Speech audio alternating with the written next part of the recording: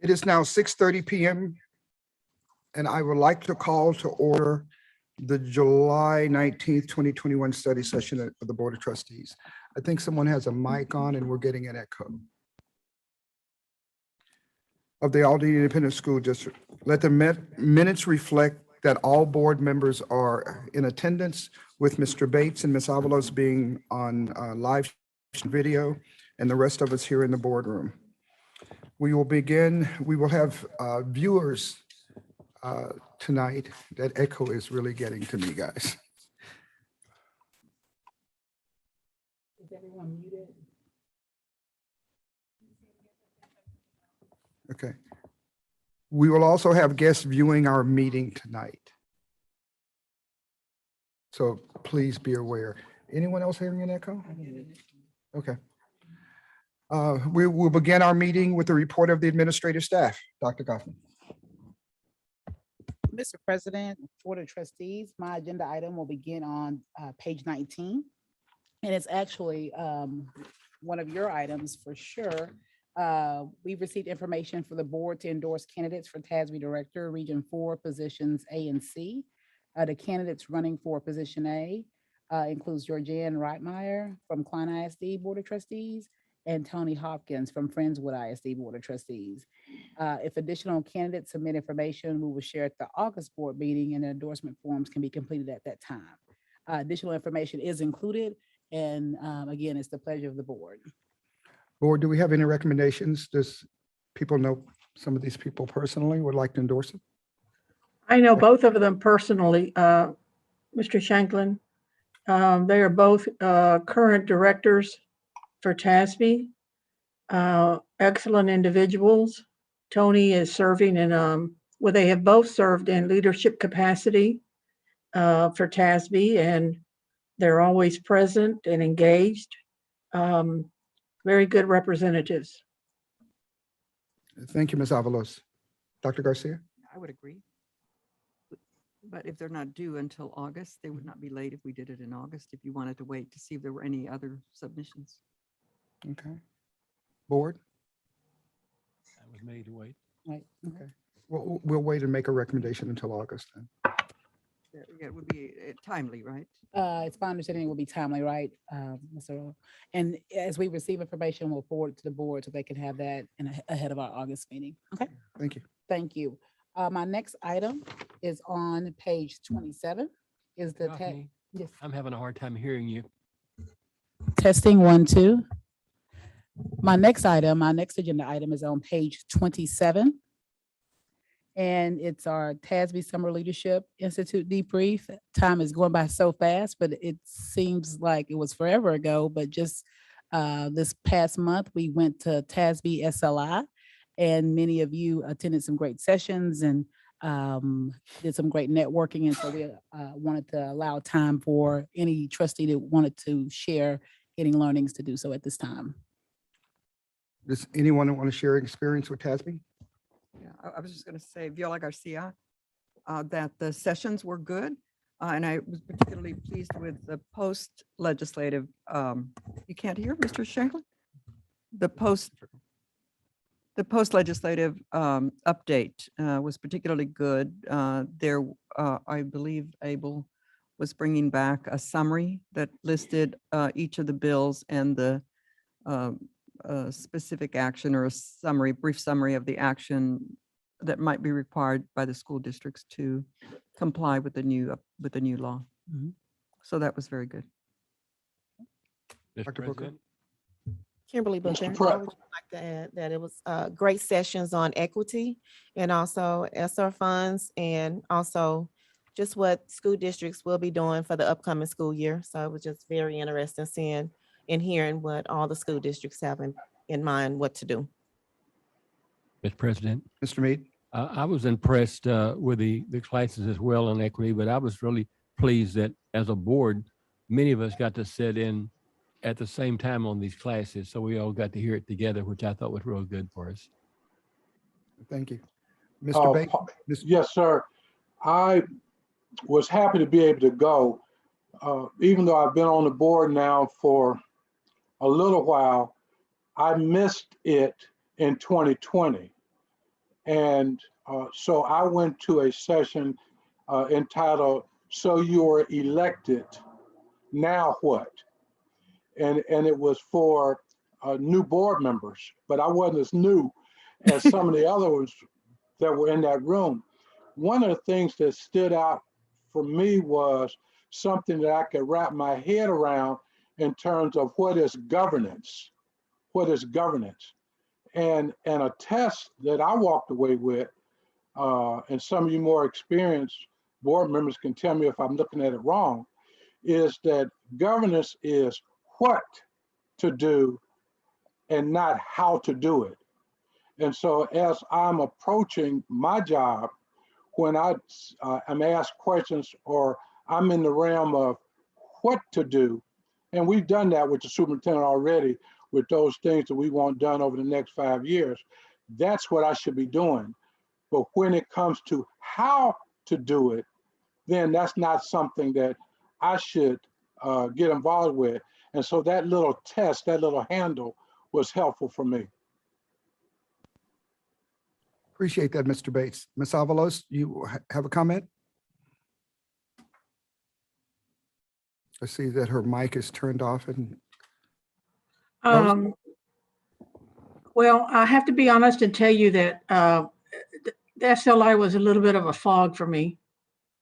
The sessions I did attend while I was able to were good, but I was just feeling so bad that I just couldn't take it all in for really the value that it offered.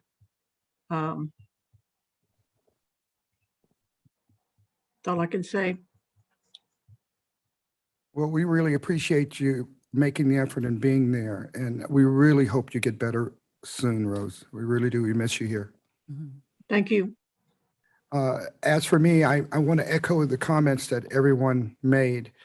I'm a people person, and the being there with all of the people and being able to talk to people in the hall and listen to the little sidebar comments, as well as the opening session, the speakers were very motivating to me.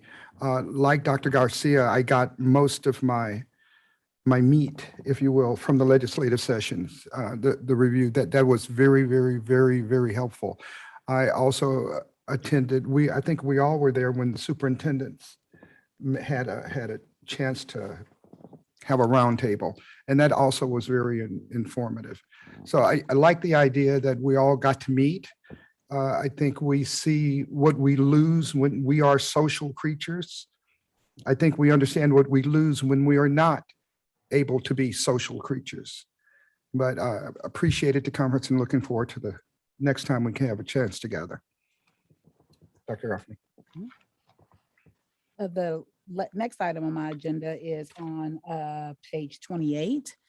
Just a reminder that we are trying to set new goals, new dates to complete our Lone Star Governance Board goals, and also to update our board operating procedures. And so we were hoping that August 20th and 21st was available for all board members. Board, if you check your calendars for that, I'm only aware that the September the 3rd is Labor Day weekend. Mhm. Okay, that probably won't fit for some people just because we have families. But the 20th or the 27th, and we'll have to just make a commitment to 2021st, I guess.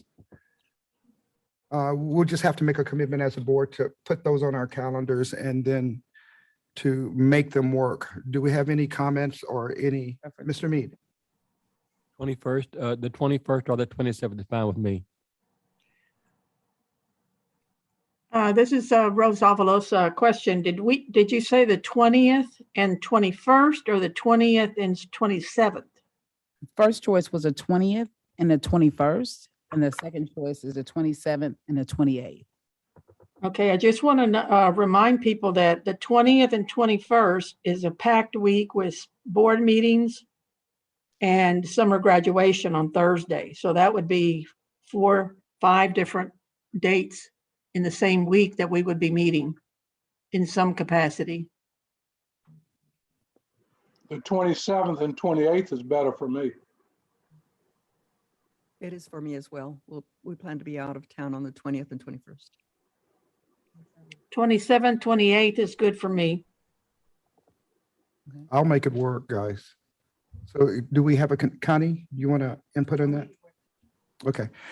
It looks like we have a consensus that Friday and Saturday, August 27th and August the 28th will be the day that we go back to Lone Star Governance and finish the work that we've started. So what we'll do on the 27th and 28th, Yolanda is telling me that Patricia's not available, but we're still going to go ahead and move forward with our board operating procedures and then have our district retreat, just our own in-district piece.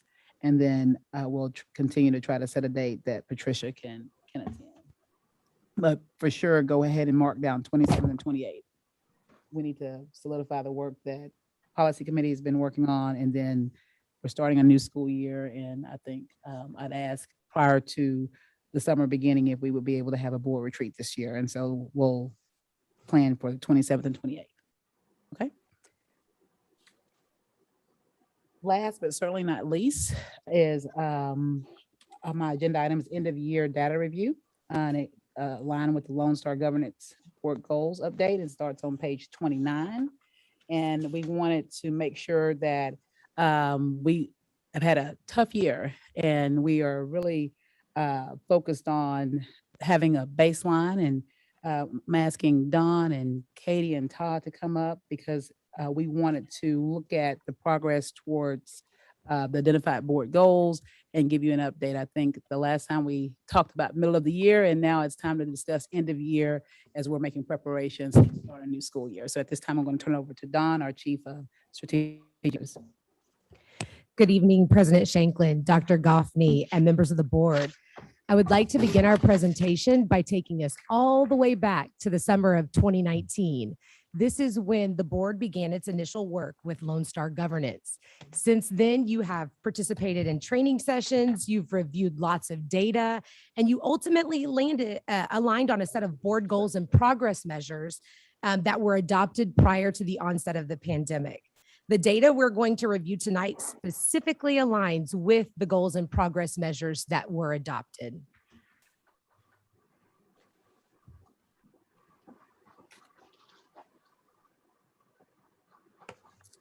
As a reminder, we continue to ground all of our work in our strategic priorities. Tonight's data review is focused specifically on measures related to both student achievement and school culture. And as Dr. Goffney just mentioned, this is very similar to the middle of the year presentation that we shared with you in March.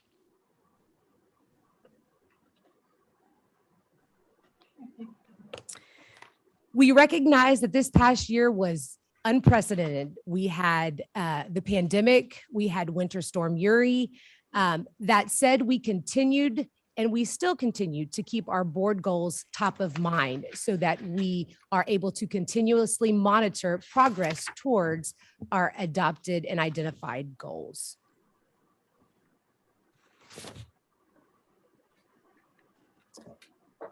For each of our data reviews, we prioritize both research-based assessments and also internal measures.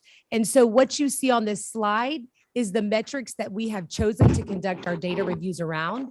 M-Class, as a reminder, M-Class measures the fidelity of implementation of our literacy curriculum, as well as growth on foundational reading skills. We also have Renaissance that measures both achievement and growth in math. We have STAR that measures how students are performing in the current grade level and potential remediation in subsequent grade levels. We have Panorama that we've included that measures our social emotional skills and competencies. And we have our Aldine ISD student discipline report where we specifically look at out of school and in school suspensions. We believe it is important to look at multiple measures so that we can understand the complexities of student outcomes.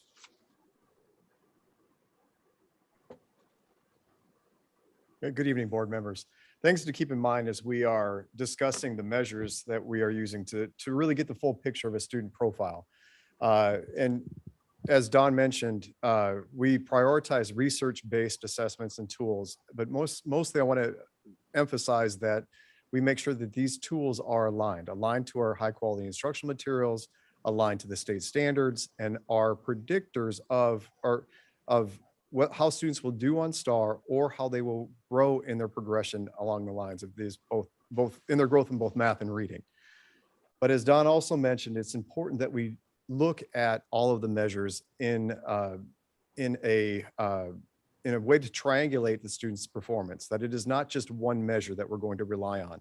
And again, as I mentioned, to me, this is like a data puzzle that we need to make sure that is always interlocking so that we can get a true picture of our students' progression and learning.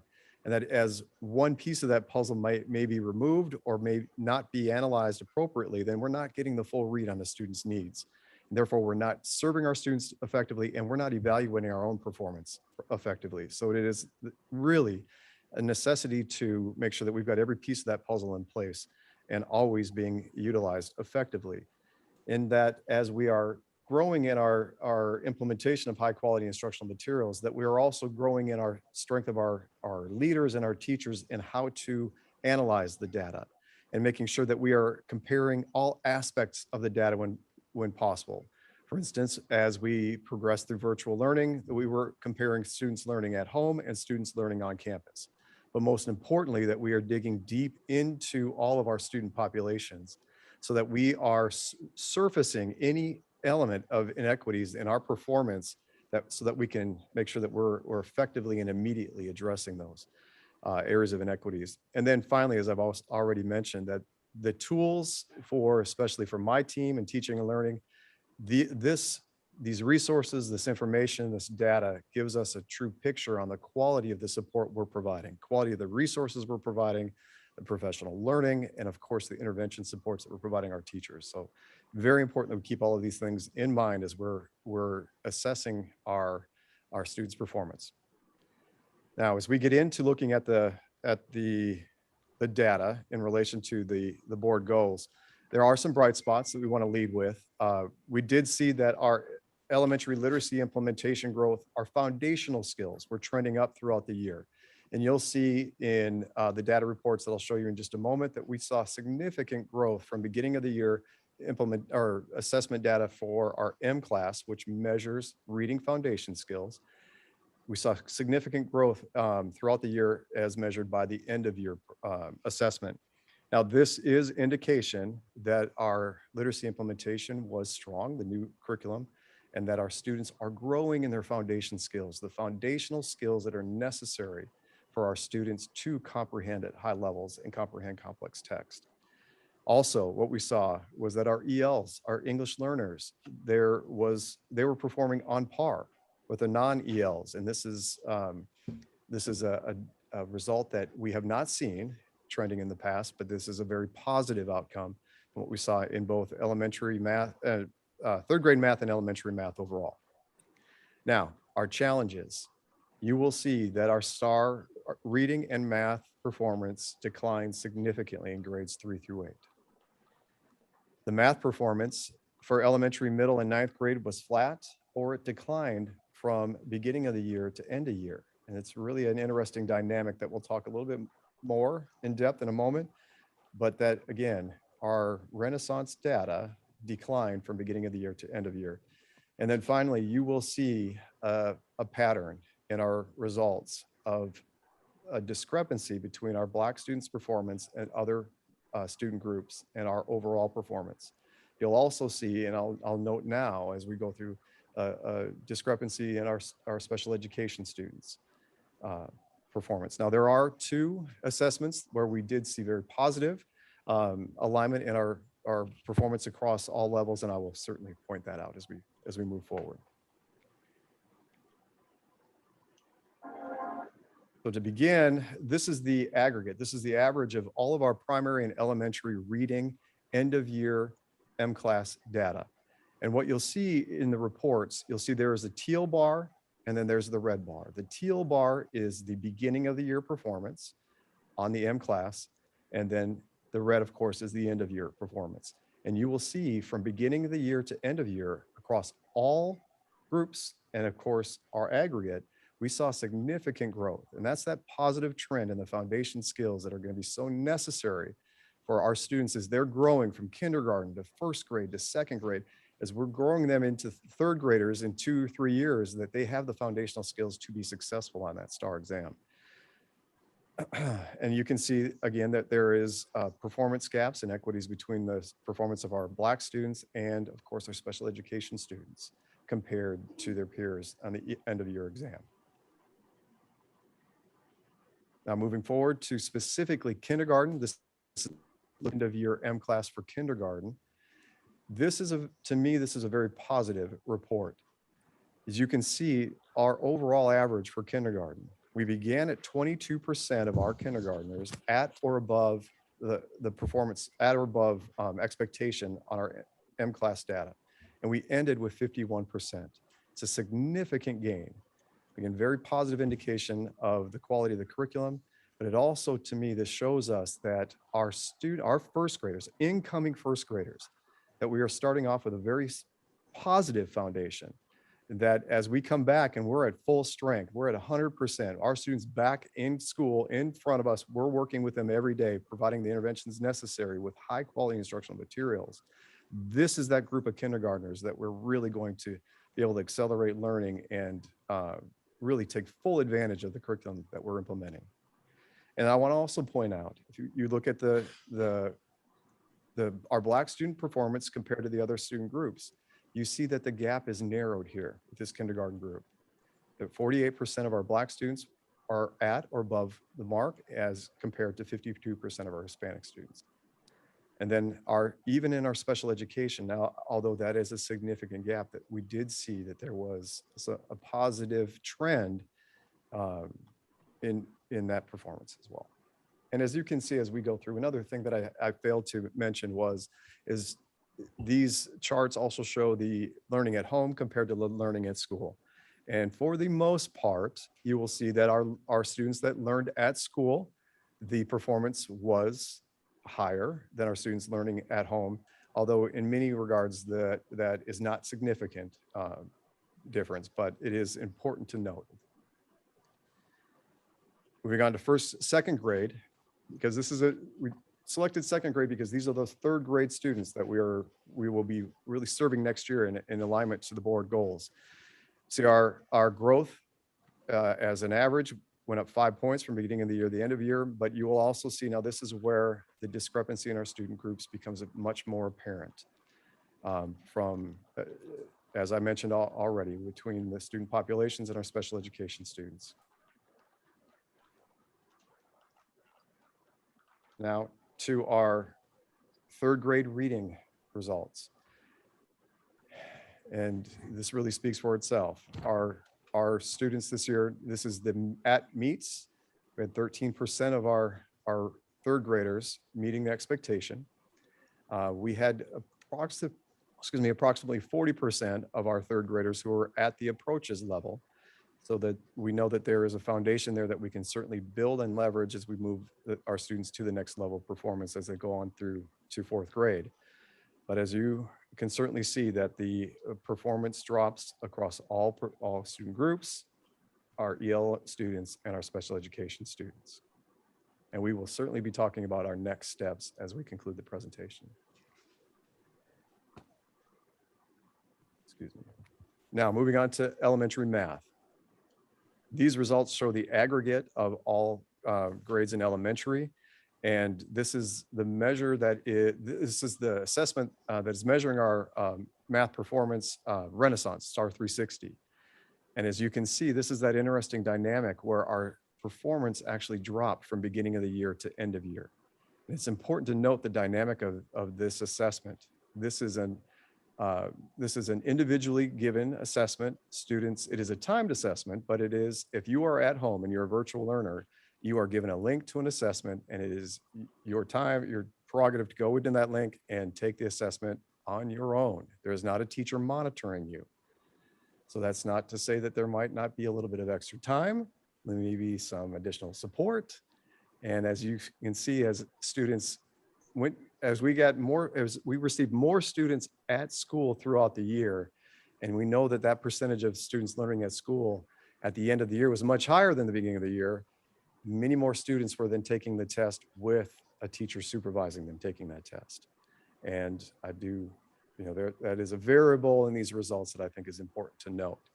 Now, outside of that variable, if we just look at the end of year performance, we do see that there are some strengths to leverage throughout our students' end of year performance in math. But however, I cannot really speak to any of these results without highlighting the fact that we have gaps in student groups that absolutely need to be addressed. And if it's not for us, it's our responsibility to identify, highlight, and support these gaps and make sure that these inequities are dissolved. Now, specifically to second grade, again, the pattern of results is very, very similar in second grade. As you can see, we have 52% of our second graders entering third grade that are at or above the mark in Renaissance. Again, Renaissance is a strong predictor of STAR performance. Once we have our students back and we're at full speed and we're providing the right supports, I'm very positive. The outlook is positive that we'll be able to accelerate the learning for our students and be getting very, very close to those goals the board has outlined. Now, our third grade math summative results, again, very much speak for themselves. You can see a drop from the 2019 to 21 and the performance across all of our student groups. One thing that I would like to note as we focus on the STAR assessment is that I do feel a positive aspect of this is that we had very, very high participation in Aldine. Compared to other districts, other large urban districts like us, our performance rate, our participation rate was much higher than many other districts. So I feel like we are getting a true read of our students. And we're also, what I like to say often, we're playing the long game. We know that our students in 2 years, they'll be required to take the STAR assessment online. We put our students in a position to, in a year where there is not accountability, to actually experience that and get ahead of that. And then we now get a good picture of their performance relative to that expectation so that we can continue to support them and that they are prepared for taking the test virtually moving forward. Now, moving on to middle school. Again, this is the Renaissance STAR 360 assessment. Same pattern of decline. However, it is interesting to note that our learning at home students did increase. So that kind of goes back to my theory of the variable that plays into this particular assessment results. So again, there are some bright spots across the results here that I do think that we can leverage and moving our students forward. The 7th grade specifically, again, you can see where our drops were from beginning of the year to the end of year, or our discrepancies in results from our student groups. And one of particular note, of course, that we need to very much focus on is our special education students' performance in math in middle school. 8th grade STAR summative results. That pattern is continuing with our summative results for STAR. And again, the results speak for themselves. We will be moving on to talk about SEL and discipline, and then we will wrap up the presentation with talking deeply about what our next steps are to address the results that we've shared with you today. Good evening, President Shanklin, Dr. Goffney, members of the board. I'm Katie Rohde, the Chief of Schools, and I'll be presenting the information regarding our SEL and discipline data. As you recall, this past year, we shared data with you in regards to our panorama, which is our social emotional learning survey that all of our 3rd through 12th grade students took this past year, as well as all of our staff, professional staff members. And I want to share with you a couple of the bright spots in relation to the end of the year survey. As you might recall from the beginning of the year and middle of the year, One of the bright spots that we had in our panorama was the number of students who reported that they identified a strong supportive relationship with an adult on the campus. What we saw at the end of the year, that the supportive relationships continued to be a bright spot for our students, specifically our secondary students. And that was big last year. As you recall, many of our secondary students were not on campus. And so they were continuing to identify strong adult relationships, even from learning at home. We did also notice that those secondary students who spoke about challenging feelings, and that the specific question was, how often in the past month have you experienced one of these types of feelings, such as anxiety, et cetera? There was slight improvement in our secondary at the end of the year, but if you go over to the challenges, we actually notice in our elementary, overall students responded least positively to this. And so what this said was our students were experiencing many, many challenging feelings last year. They identified a myriad of different emotions and barriers to their learning. We also noticed at the elementary level that those that experienced positive feelings in our 3rd through 5th grade had declined. So from the beginning of the year to the end of the year, we saw less of our elementary students that were experiencing those positive feelings. And then I'm going to share with you some information briefly regarding our in-school and out-of-school suspensions. We had shared that monthly, as we typically do during the year. And last year, because we had far fewer students on our campuses, we had far fewer discipline reports. In fact, lower than a fifth of the year prior of total discipline incidents. But in looking at, and if you could go to the next, am I doing this? Sorry, apologies. So I wanted to share with you the next slide because this shows our total in-school suspensions by race. And so again, although the total number of incidents was far, far lower, what we're looking at here are disparities as well as overrepresentation. And so if you look at the left-hand side, those are students for in-school suspension by race. And one thing that we notice is 37% of our Black students were assigned in-school suspension last year, as compared to our total population being at 22%. And on the right-hand side for out-of-school suspensions, there continues to be over-assignment of exclusionary practices to our African-American students. And this was at 39% total.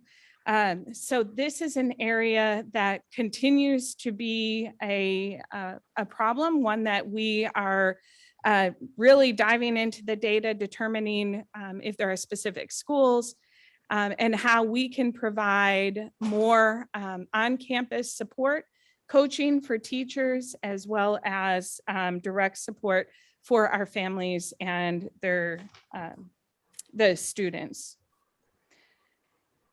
And then just want to talk about a few of the next steps. As Dr. Davis was saying, we have presented you with quite a bit of data. Some of it, again, some bright spots, some sobering data.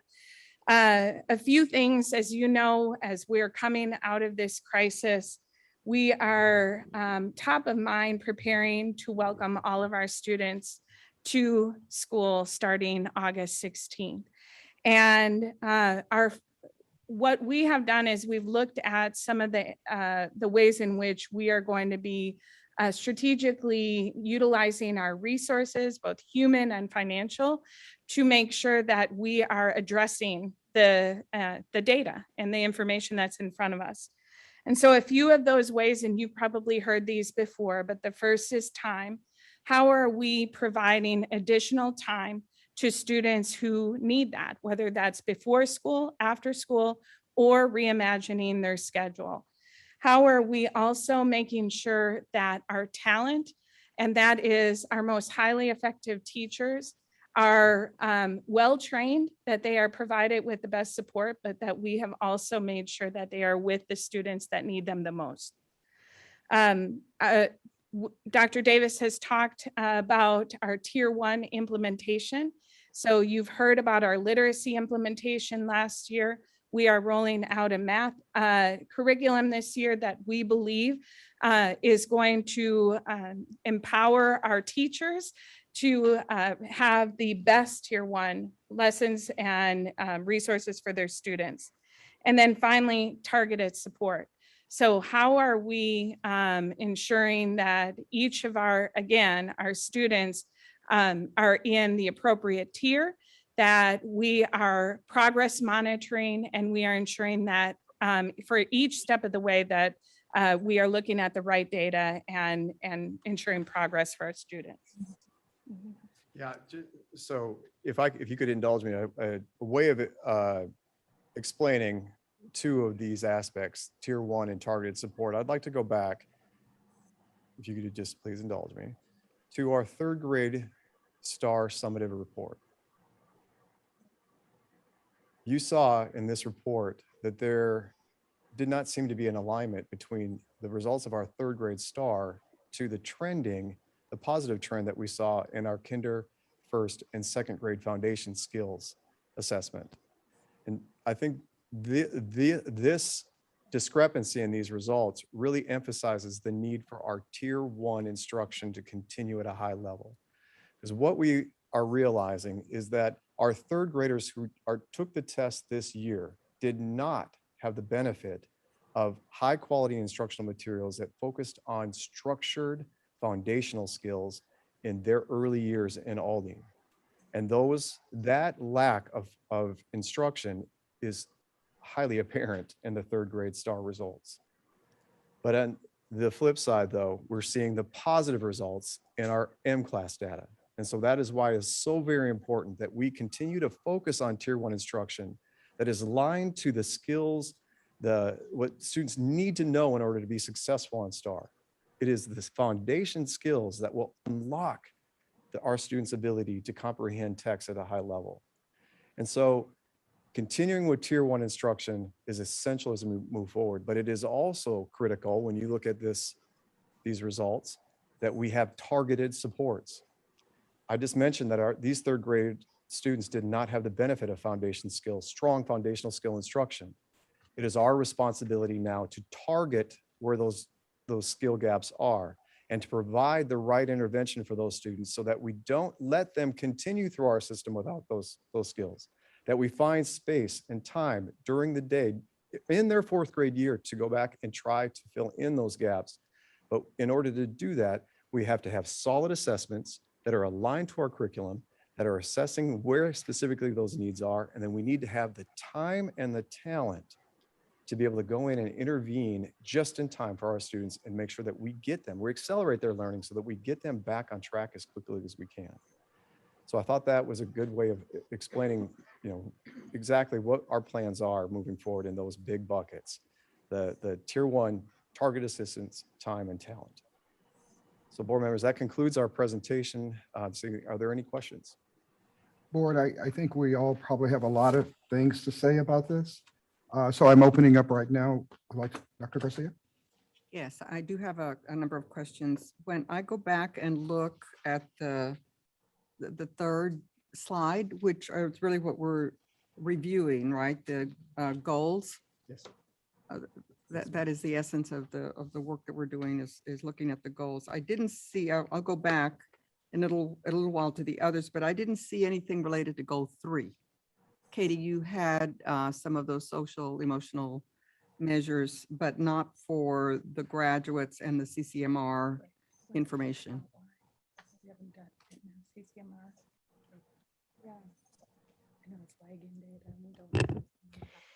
So we have not included to date yet CCMR information that is lagging data.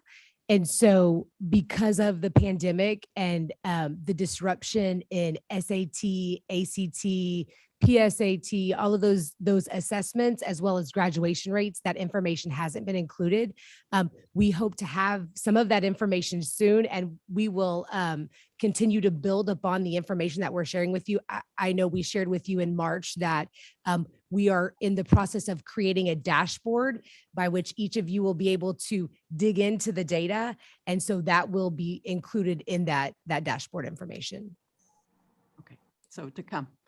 Okay, Mr. Shanklin, if I may address the others. So Todd, would you help us understand here the correlation? So you've referred, of course, the goal describes the third grade Yes. measures and specifically the STAR. And so then you've discussed some of the other assessment measures that were used. So could you be a little bit more specific about M-CLASS and the specific elements of literacy that are measured in that may not be aligned with what the STAR measures? Okay, so first of all, to answer the end of your question there, it is assessing the skills that are necessary for our students to be successful on STAR. So it is assessing the foundational reading skills. It is a DIBELS assessment. That's phonics, phonemic awareness, fluency, word recognition. In addition to, it does have, I believe it's TRC. I'm sorry, but the acronym fails me right now, but it is a comprehension assessment element to that assessment. So again, what we're learning is that it is the foundational skills. There are students' ability to phonemic, be able to identify letter, sound recognition, to form words, and then to read fluently to allow them to be able to comprehend what is necessary on the STAR test. The STAR test, what we found was that the STAR test was oftentimes the only on grade level text that our students experienced.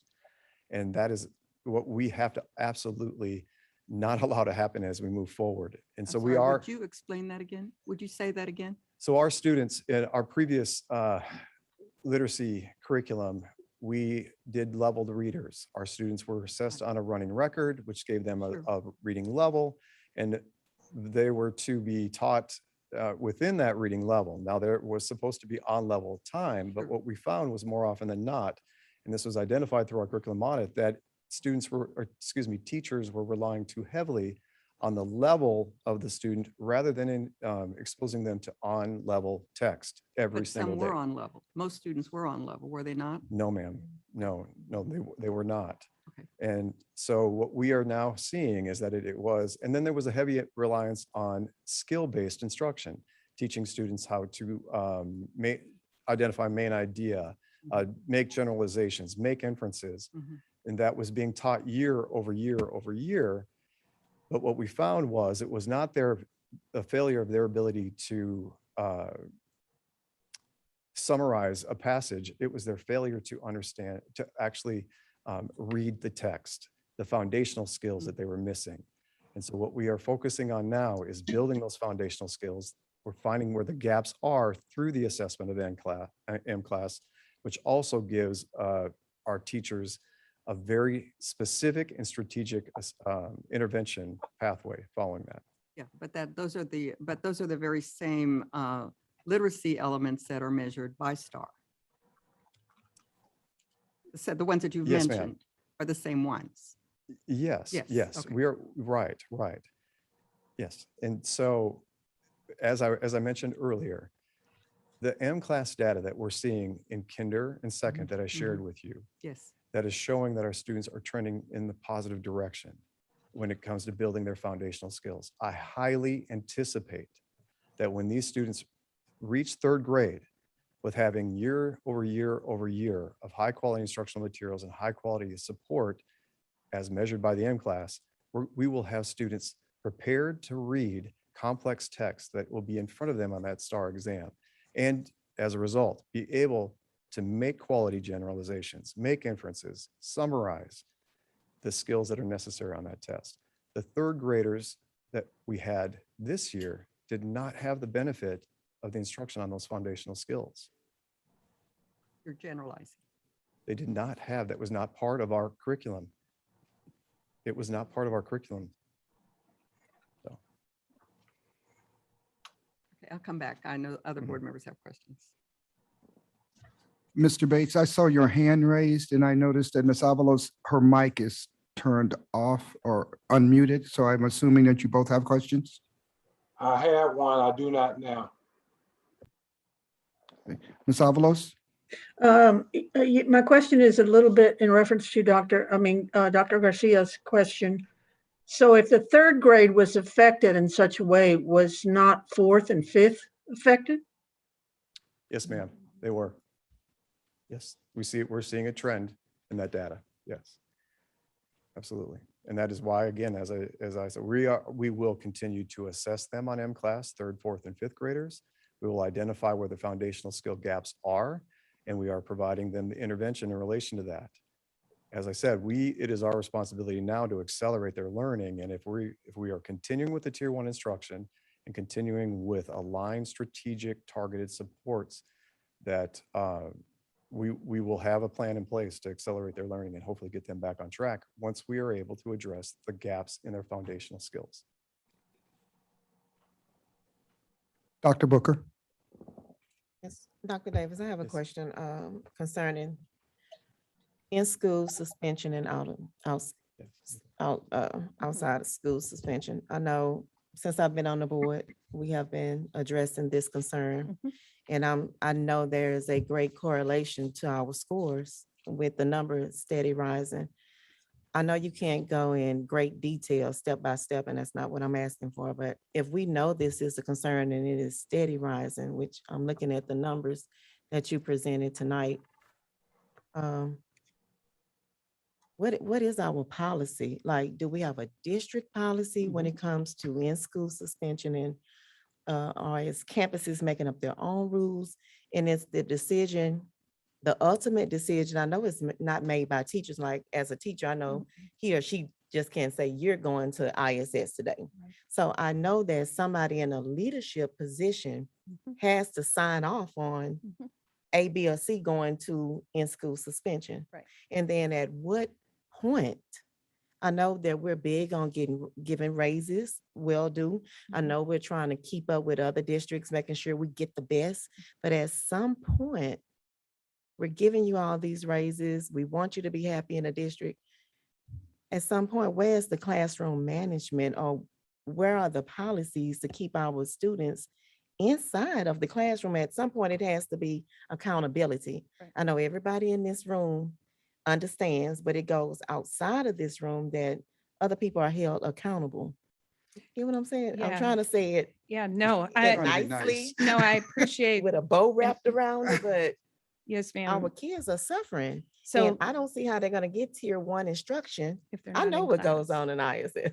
Mhm, I don't see how you're gonna get that instruction, mhm. tier 1 instruction in Mhm. ISS. And I know you're not gonna get it if you're at home. Right. Yeah, so a lot of questions. Let me see if I No. can address some of them. First of all, again, I want to say that this is a total of all of the incidents from this year. Our incidents trended way down this year, way, way down. So we have far fewer, both ISS and OSS incidents. I will also say that the disproportionality is also, I'm sorry, thank you, is also trending in the right direction. We're not where we need to be. But if I were to pull up that same thing from previous years, it would have been even a higher disproportionality. So what are we doing? First thing, yes, ma'am. No, I'm sorry. I just wanted to make sure clarification. The Yes. numbers went down because of COVID, I'm assuming, right? Yes. It went down because of COVID. Well, yes and no. Let me kind of explain, because even though we had about 40 to 50% of our secondary, let's just go with secondary students that were on campus, right, at the second semester at the end of the year. But we saw less than 20%. So 50% of our students there, we were well under 20% of the number of incidents from last year up until March 6th. So we had far fewer discipline incidents. And we also know a lot of that had to do with the fact that we were social distancing, that there were just a lot of procedures and protocols that were in place that were causing more caution, right? But in in this data, what are we doing now? So let me say a few things. Number one, we have as you know, a student code of conduct, and we have a discipline manual. And you asked who assigns discipline. And it is an administrator, for the most part, is the one.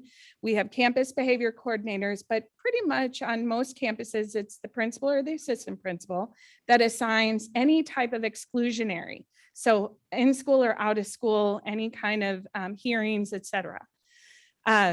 What we are doing, so one of the proactive steps that is being taken this year is, for the first time, with our discipline manual. So every year we give training to those people who are putting in the codes for the different discipline.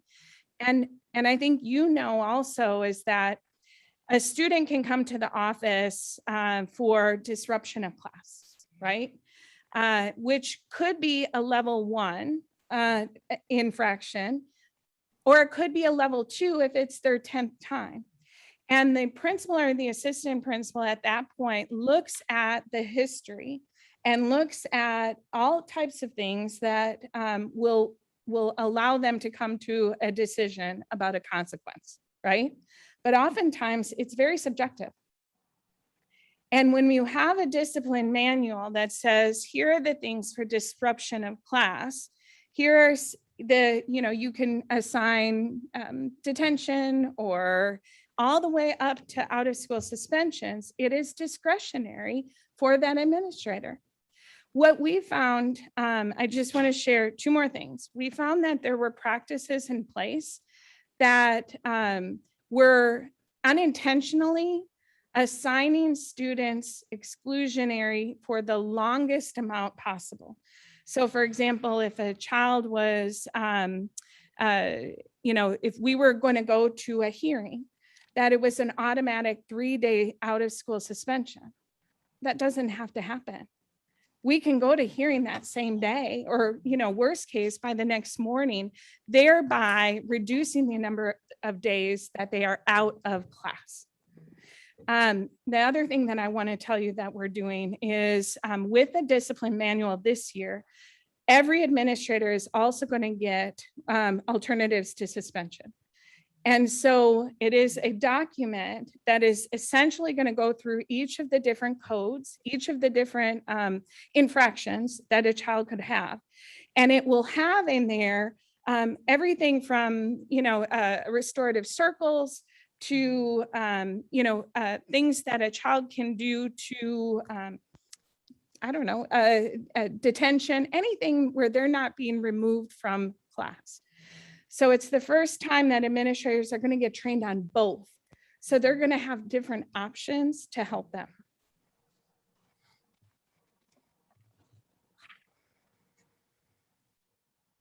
Thank you for that. I just want to add this one last thing. I know it has a lot to do with the culture on the campus, because I've heard a lot of principals come in and it's exciting for me. So if it is exciting for me as an adult, if we make it that more exciting for children, they wouldn't want to miss any school. So I know it has some, I'm not going to say everything to do with culture, but I know that's a big part of it. Absolutely. And do we do contracts, like academic contracts on campuses for students and the parents? Yes. To let them know that we're serious about education? Yes. And let the student know that we're serious about you being serious. Especially those students who are at risk of, or are frequent flyers, predominantly are the ones who are on some type of contract like that. But yes, and every student as well, just, who comes back from DAP, our Knipple Education Center, also goes into a restorative onboarding at that campus so that they're not dropped off and said, good luck. So we're putting together a lot of different practices that we hope are wrapping our arms around the students. But yeah, absolutely, Dr. Booker, the better our tier 1 instruction is, the less likely that our students will be disrupting class. Dr. Garcia. This is Rose Avalos. Dr. Brody, I appreciate the comments that you made in the description. And I just think it's going to take retraining classroom teachers on discipline management and the APs. I mean, because times have changed, but I can honestly say, I don't think it's in the past, it's been an arbitrary decision by the APs. I think they've gone and depended on the discipline management system and the frequency of the infractions, to determine what type of consequence. Uh, I don't believe at all, that it's arbitrary. I think it's just the numbers. Once the student is referred to the office, they have to deal with it. And I think they do get to know some of the kids, especially if they visit them, frequently. But I think counseling, having a counseling background really does help an assistant principal and dealing with kids. But I'm glad to see that, it's going to get some attention. But I just want to make sure that, I just feel like, they're doing or they've done the job they think they're supposed to do based on the discipline management system. And it's not just being different with one kid and another. I really, in my heart, I don't believe that. Yeah, and I agree with you for the most part. That is true. The discipline manual does outline many of the allowable consequences.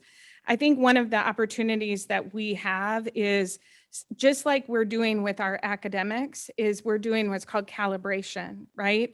Just like with our new teacher evaluation system, T-test, we're going to have to do calibration because there is an element of subjectivity that's there. And so what we have found is that it often isn't necessarily the APs on one campus, but from an AP on this middle school to an AP on this middle school, there may be slight interpretations of what the manual looks like. And again, I agree with you. I think we've given them the best that we know how to do, but that's another area in which we can start calibrating to make sure it doesn't matter where you're a student. If this is the infraction, here is a consequence that's appropriate. Dr. Garcia. Yes, I just wanted to follow up on the goals on page 3. And I understand about goal 3, and we're waiting on data there. But because of the not having achieved goal 1, 2, and 4, and I know I understood Dr. Davis, the expectation that we have for the future. But given that we're looking at this particular group of 3rd graders in goal 1 and 2, and the 8th graders in goal 4, just to be clear, we're anticipating, as you have suggested, the growth, and that in future years, there may be improvements for those students in 3rd grade and in 8th grade here for math.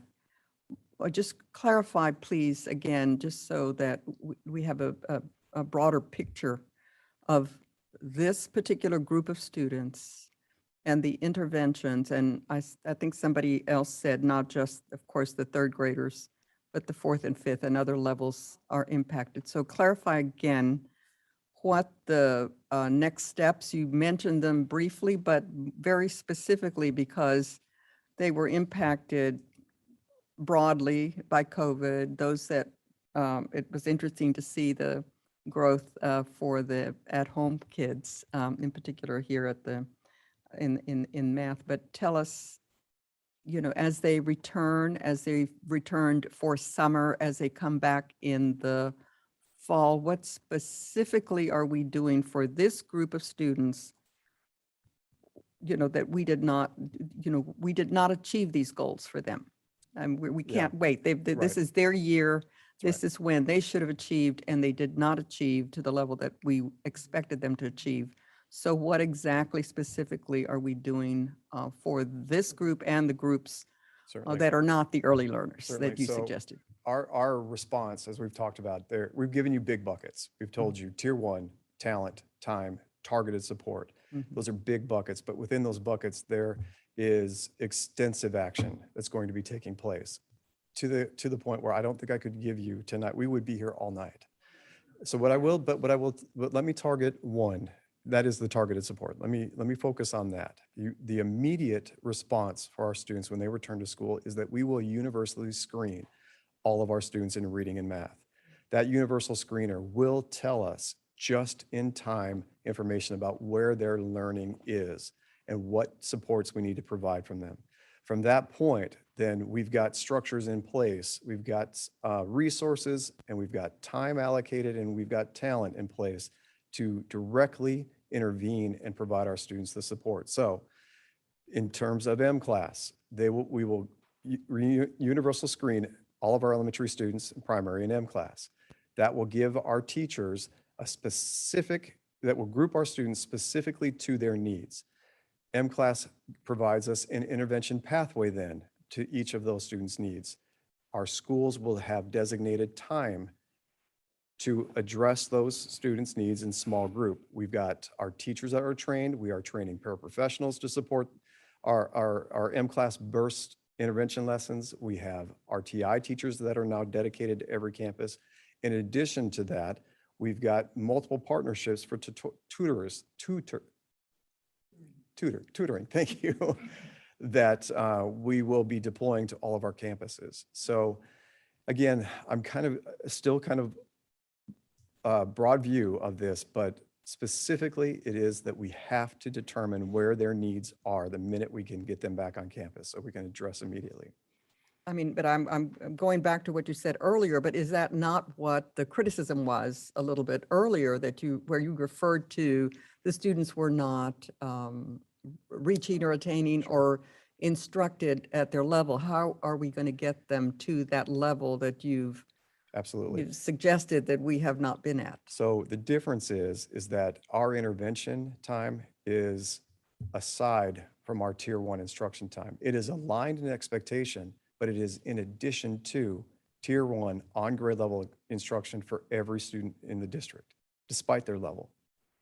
We are providing them the scaffolds and the support through intervention, scaffolds and support that are built into daily lessons, but they will still be receiving on grade level complex text and comprehension expectations and support every single day. In our previous curriculum, where students were leveled, a vast majority of the time within their literacy block was on that level, and they were not reaching on grade level expectation. I wish I could tell you anything different from that, Dr. Garcia, but that is exactly what was result of that particular approach to teaching literacy.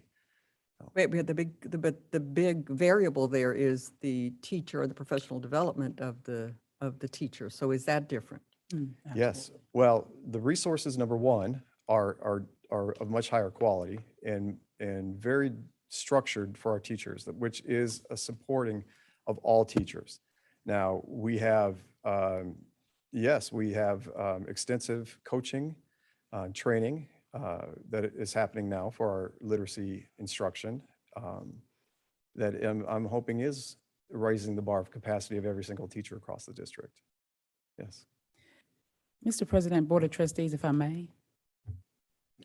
Sure, and then we'll hear from Mrs. Carson. Go ahead. Okay.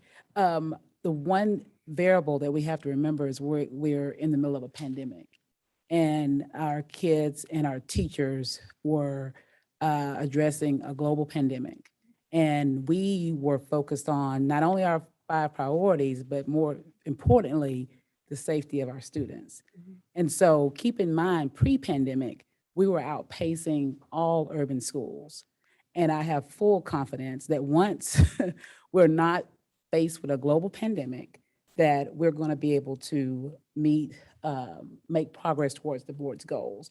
The other issue is the goals were moved out to 2025 intentionally because we recognize that the last 16 months have been anything but normal.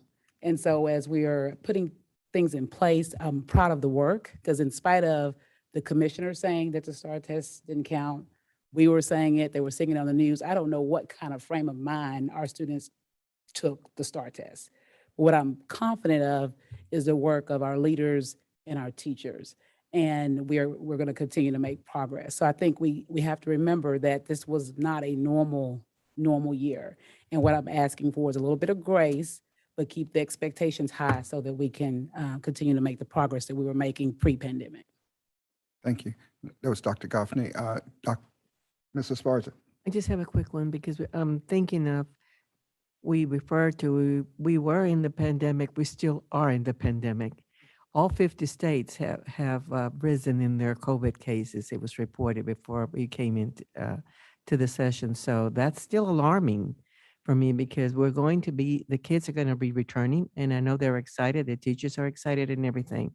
Okay, and I hear all of this, all our goals, if you will, for when they return. At what point are we going to set a measurement? After 3 months, I don't want to wait until the end of the year or 6 months later to identify the ones that are still struggling or struggling even more than they were before. What is your plan for measuring at what point how are we doing? In other words, giving ourselves our own report card. So, right, there's multiple measures that we're going to be using. So first of all, it would be the universal screener that I mentioned. That is M-Class and Renaissance.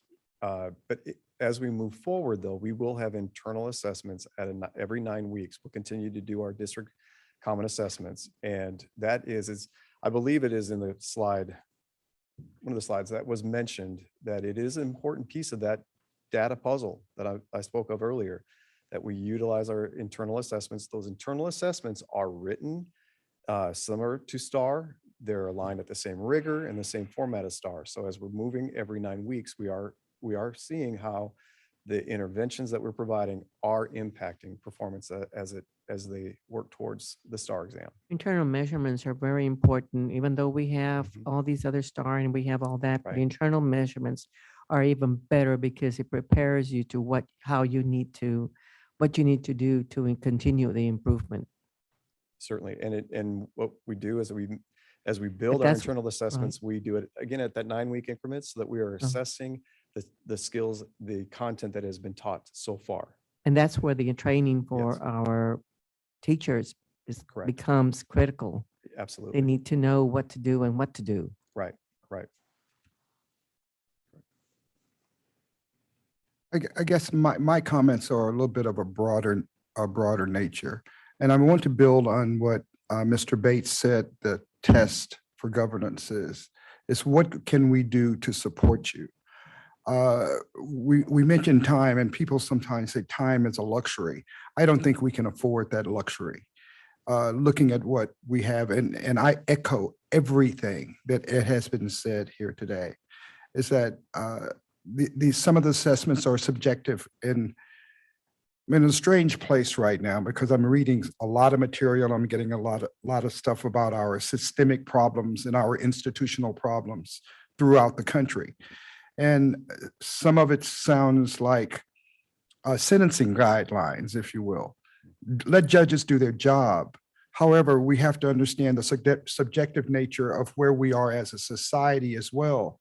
Yet we still have to measure our students, and they still have to grow. It isn't lost on me, the out of school test. I've got nieces and nephews who called up Uncle Paul, can you help me with this? And of course, Uncle Paul helped them with this. And that may not have happened if the kids were in school. So I understand that. But where we are right now is dismal, just dismal.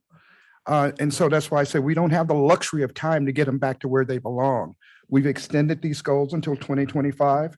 We expect them to be met. I will say that again. We expect them to be met, and we will support you in any way we can if you tell us what. We won't tell you how to do it, but we'll do everything we can to help you get there. Yes, I appreciate that. And I think number one, it is that expectation that will not waver. That means that you're holding us accountable for our actions, and that accountability is probably the most supportive thing you could do for us, is continue to hold us accountable for our actions. I think also to what you just mentioned is the understanding of all of the variables, the factors that are playing into performance right now in the current landscape. We're not presenting that to you as excuses, but they are very much variables that we have to acknowledge and that we have to work to overcome in order to serve our students. So just understanding that we're not presenting you with a laundry list of excuses, but that the challenges are great, but we have the staff, we have the leaders, we have the team in this room that can make it happen. Thank you. Board, any other comments on the topics we're on? Or not? And Dr. Davis, we do believe in you all. Yes, we We do. do. Thank you. You've got a great team. Dr. Goffney, you have a great team, and we'll support you in any way that we can. You can continue. Mr. President, Board of Trustees, that concludes concludes my agenda. Dr. Davis, don't go too far. I'm just showing on my sheet that you're up, but looking at the, Yes. it doesn't sound like you have action items or. I do have 2 items. Okay. My agenda begins on page 30. I believe the first, I don't have it in front of me right now, but I will do my best. I believe the first item on my MOUs? agenda is an MOU with the University of Texas for the on-ramps partnership. As you know, on-ramps is a dual credit opportunity for our students, and we're seeing great growth and expansion in this opportunity. It is at nearly every high school. 2 years ago, we only had it at 2 high schools. Now we are at almost every high school except Nimitz, and not at Nimitz because Nimitz has such a robust dual credit partnership with Lone Star that we didn't want to disrupt that in any way. But we're excited about the expansion of on-ramps and across the district in that. So are there any questions about that MOU? No, continue. Okay, the second is an MOU with a partnership with North Texas in doing an evaluation of our advanced academics program here in Aldine ISD. Our partnership with North Texas will involve a program evaluation of our advanced academics or GT program. That is a deep dive into our identification practices, our professional learning for our teachers, our curriculum differentiation, our advanced academic offerings at the secondary level. The end result or the key deliverable from this partnership, we're hoping are revised and equitable identification standards that will be able to be initiated across Aldine that hopefully will identify our advanced students more appropriately and get our students served who truly need that differentiation. Are there any questions about that partnership, or that MOU? I don't think, this may be for me more than anybody. Can you explain to me the relationship between gifted and talented and special ed? Some other stuff that I'm reading, and I'm getting those confused now. Some of our gifted people may be autistic, Yes. but they also may be qualified as special ed. Can you just give me a relationship that, if you can, in a minute? I will try my best. That's a difficult question. First of all, a student with students in special education typically have a cognitive disability. That cognitive disability is inhibiting their ability to progress in their learning in relation to their peers. A student who is gifted and talented has a unique advancement in their learning. It could be that they're advanced in all subjects and are at a very high IQ, or they could have a very specialized talent. And that's where you might see a student who is autistic, who might be gifted and talented. You might see a student that has a cognitive disability that is gifted and talented in the arts. So it is certainly not, it's not a one size fits all Right. for either one of those groups, but our hope is in the advanced realm of the advanced academics is that we broaden our identification opportunities for our students. That right now we are only at 5% of our student population that's identified as advanced academics or gifted and talented. We all know that we have far more, probably 3 times that of our students that have gifts and talents and are advanced in their learning, but yet we're not identifying them. Through this partnership, we're hoping that we will develop that identification criteria that's necessary. So I hope that answered your question. It does. It helps. Thank you. You bet. No other questions? Doesn't appear to That's be. my agenda. Dr. Rhodey? Good evening again. I would like to present to you two items. The first one starts on page 34, and it's the approval of the MOU with One Goal. One Goal is, has been in the district for several years, and this recommendation is to be present at 7 of our high schools this year. And One Goal students who are enrolled in One Goal begin their junior year and continue through their senior year. They're identified based on items such as their GPA and ability in their course schedule to take that. What we found is that compared to students who are not in One Goal, that they do enroll in college at a higher level than those who are not in this class, and that they persist at a much higher level. And it was part of our program evaluation that we did last year with post-secondary outcomes.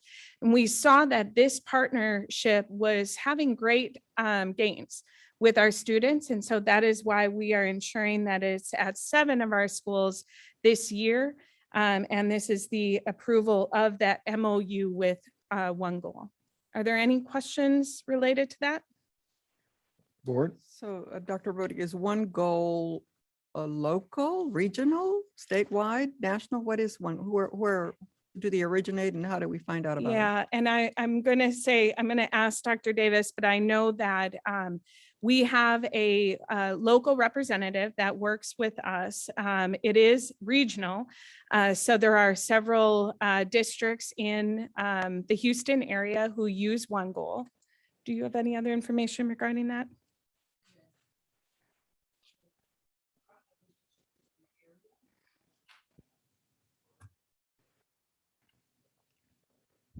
They use One Goal. They've been in Aldine, as Chief Rhoda said, for several years, working with, in fact, when they came into the district, it was from another school district that they were referred to Aldine because of our population of students and the attention that they put with working with students to get them to college and to persist in college. But locally, and as Chief said, regionally, they are an organization that is focused mainly on college enrollment and college retention. And we are slated to serve approximately 400 students this year at those 7 high schools.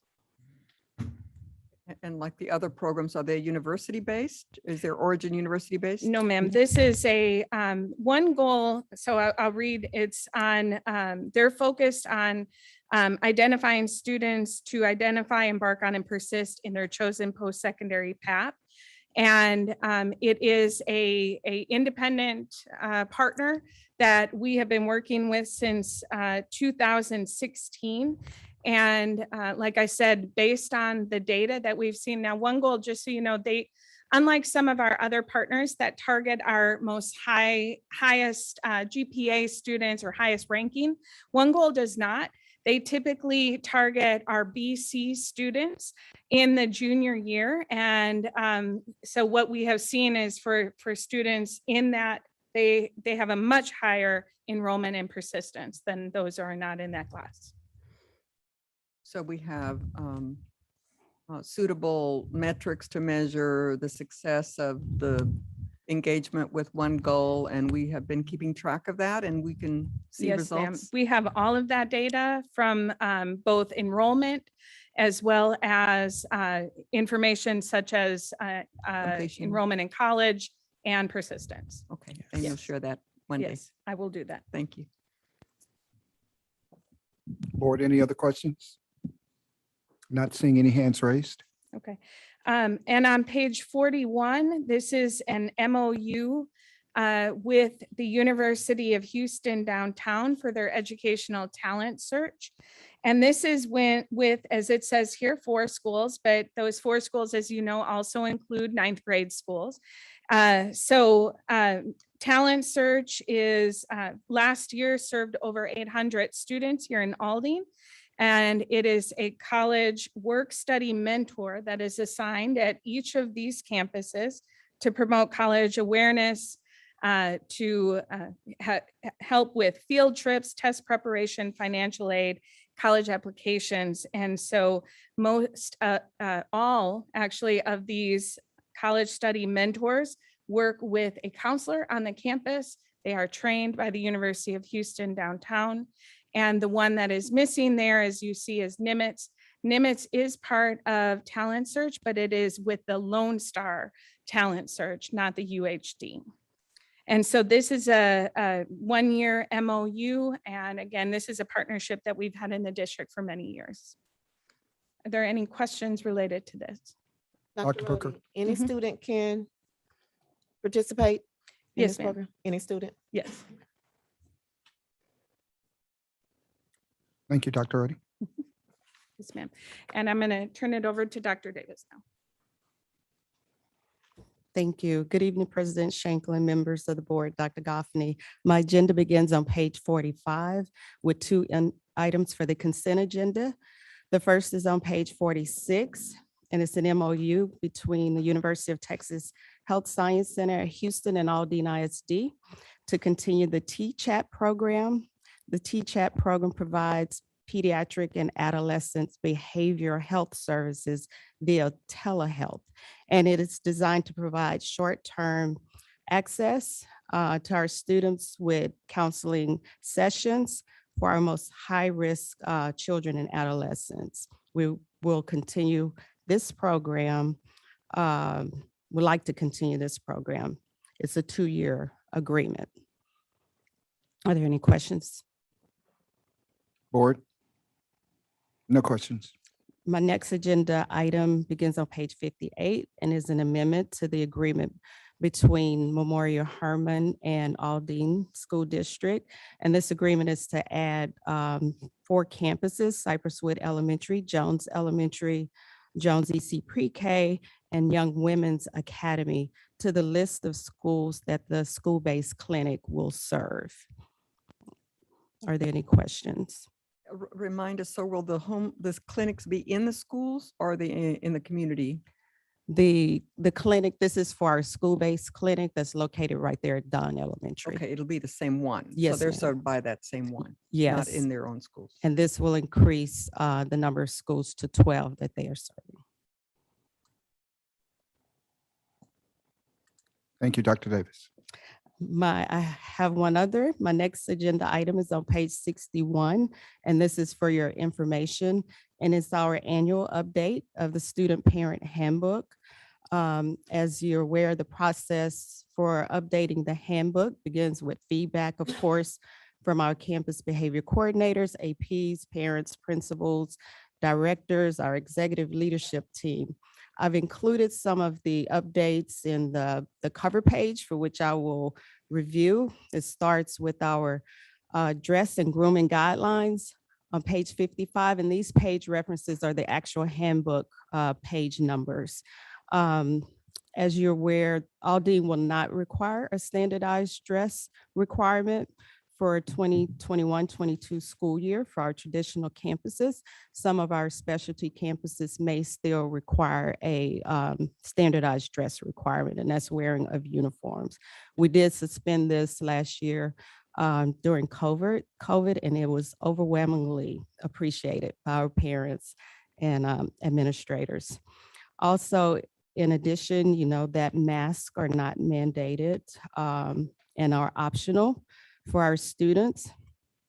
We have our middle and high school students will be required to still carry clear and mesh backpacks, but for our elementary and primary students, they can carry an appropriate backpack that is non-clear or mesh.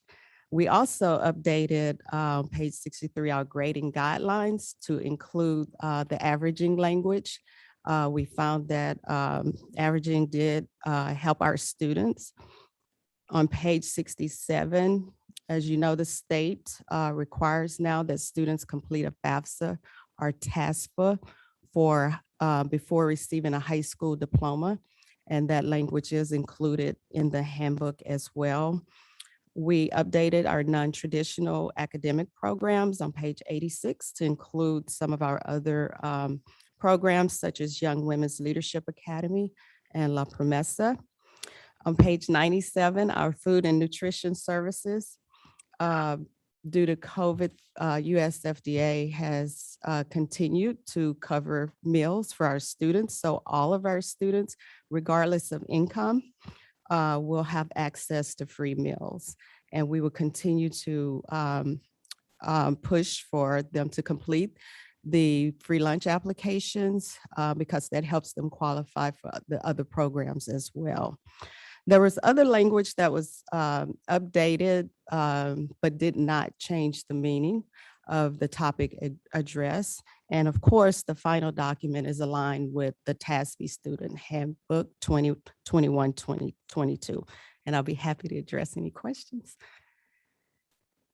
Dr. Garcia. Yes, I appreciate it, Dr. Davis. I just had a question about two questions. One about the face masks being optional Yes, ma'am. today. As of today. I know. So I'm just, I want a reassurance that we're going to continue to monitor that so that as Absolutely. the variant spread increases across the country, that we will be cognizant of that and that there may be an update before school starts. Absolutely. We are continually monitoring CDC as well as TEA guidelines. You know, as we increase, as the numbers increase, it is important that we keep a watch to see if there are any updates or any changes to the mask requirement. Right And now, we're under the governor's mandate. Right now, that will not allow us to. right. We wanted to use language. We actually had a conversation today around strongly recommend. And we're like, okay, we don't want to get a fine. So how do Right. we, Mhm. what can we do? So Yeah. we're certainly hoping you want to share some. I was just going to remind us that as of, I believe, May 28th, we announced that to be in line with the governor's orders, we cannot require anyone to wear a mask in any of our buildings. We can recommend or suggest, but a fine is also associated with us requiring a mask. But I do agree with you, Dr. Garcia, we still have to monitor it, but until the state changes its rules, we can't change ours in Aldine. No, Yeah. I understand. So my second question, it may not be, I mean, it's not specific to the handbook, except that the other concern, it's mentioned in the handbook about immunizations. We know that Forgot, I'm there sorry. Yeah. were less visits to the doctor during this past year and a half, and that I understand that 1 out of 5 children failed to get the regular immunizations, not even the COVID immunizations, but the regular ones that are required. So I'm just curious to understand if we have,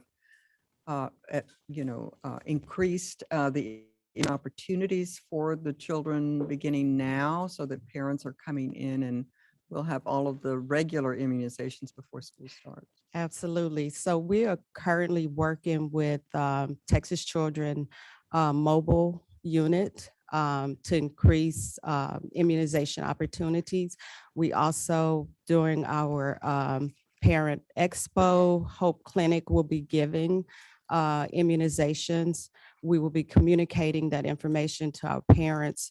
One thing we saw is this school year, we actually had a great response because we had Harris Health that we partner with, and we're continuing to work through with partnerships to increase those opportunities for immunizations. And I did mention that, yes, the language in the handbook did give parents information about if they wanted to waive, but we actually did a good job. You know, the state requires that students are immunized or they have to be excluded from attendance. So we put some measures in place this past school year, and we saw a huge improvement in the numbers of parents who took their students to get their vaccinations. And we plan on doing that earlier and starting right now, actually.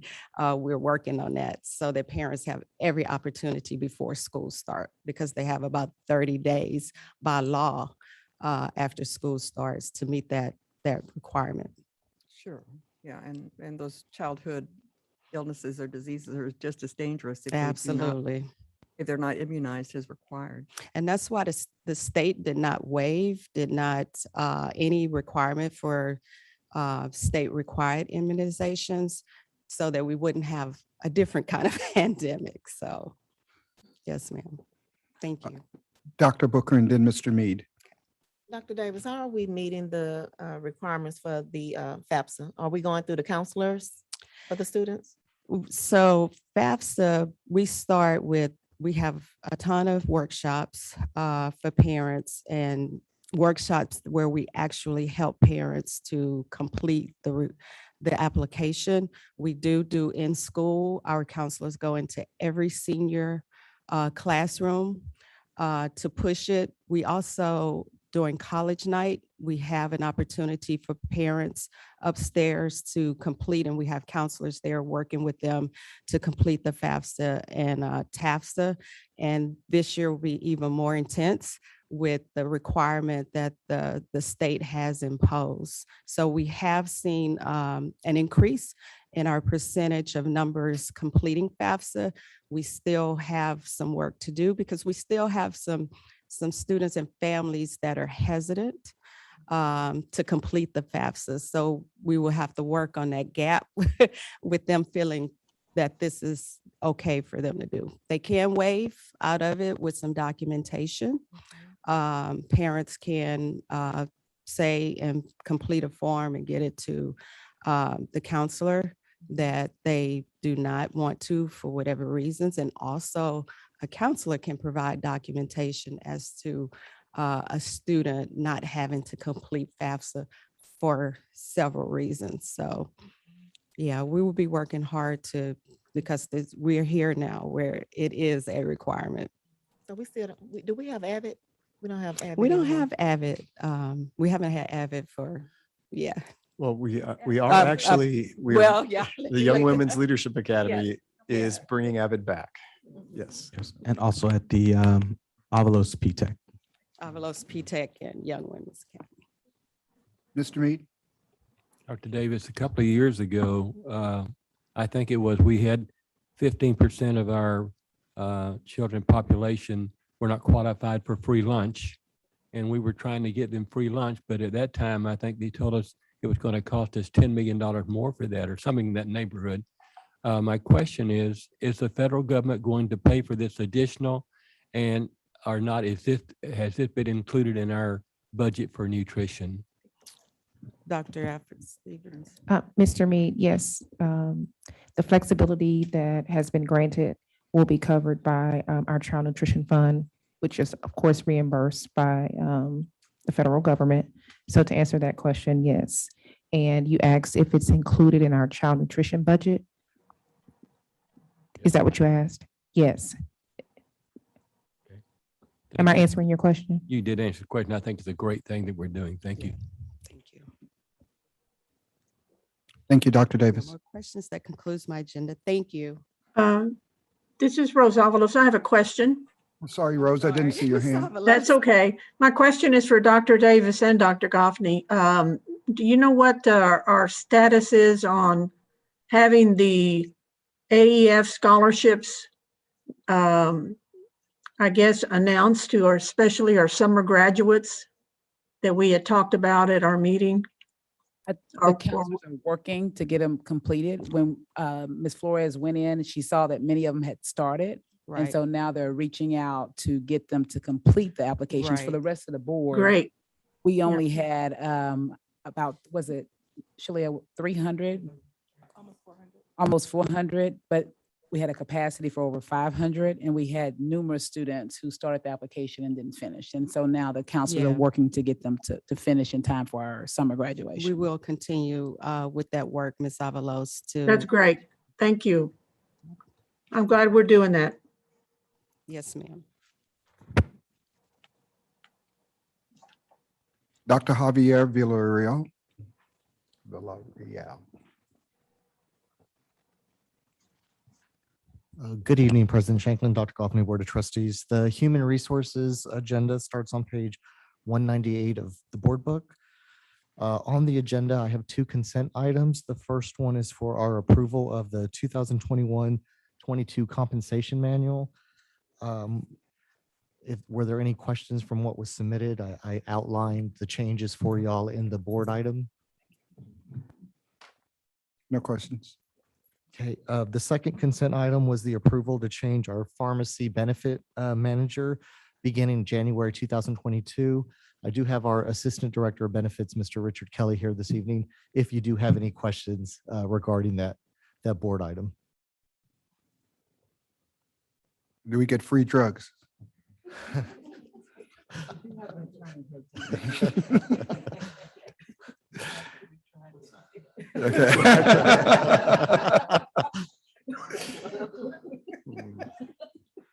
No questions, Dr. Okay. Reed. My next items are information items. The first one is the update of the 21-22 employee handbook. Also for your review was submitted through board book. I will say that I think the pages were off by one number.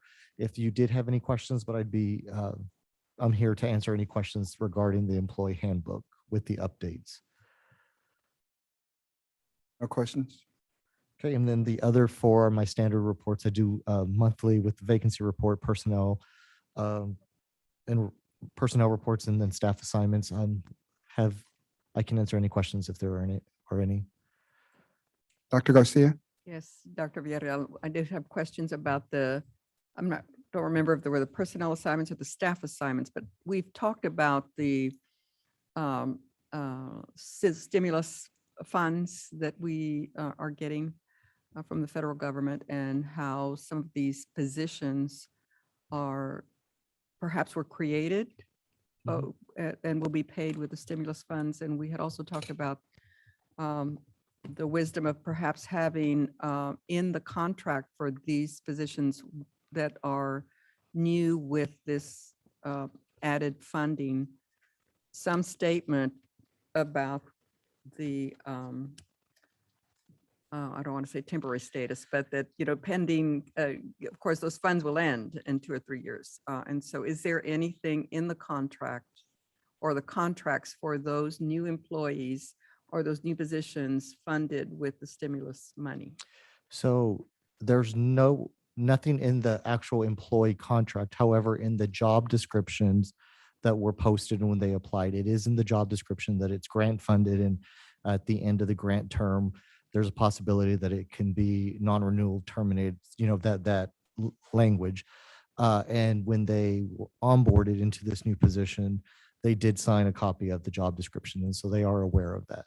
Okay, all right. And is it possible to clarify those positions and which ones are are funded with those non-local, non-state, non-continuing after 2 or 3 years? Is that in there, or did I just miss it? No, it's not in there, but I'm looking at the list right now, so I can, if on board What book, page are you on? page 348. Hold on. If y'all want to go to page 348 of the board book. And as I call these out, I'm going to ask my colleagues if I miss one, please interrupt and let me know. And as soon as y'all are on page 348, okay. Good. So if you look on page 348, the first one under executive directors, the third one, the executive director of post-secondary outcomes, as that's grant funded. It's not ESSER grant funded. It's grant funded through Houston Endowment. Yes. So that one has a date, but yeah, Correct. I think she's referring to ESSER. Well, no, anything that will Anything? end. Okay. Will that end? Will that? Yeah. Yeah, it has the same Yes. language as well, that it Mm. will end through because it's grant funded. Okay.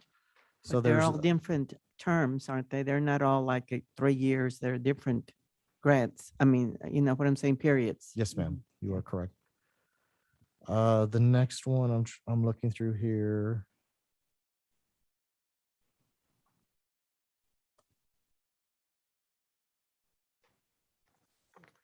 So I don't see any others on page 348. So if I go to page 349, principals, assistant principals, those are not grant funded. Counselors are not grant funded. So on page 350, our licensed specialists in school psychology for SEL and school culture, that is grant funded as well. The social worker for the Head Start social worker is grant funded. And those are the only ones that are grant funded.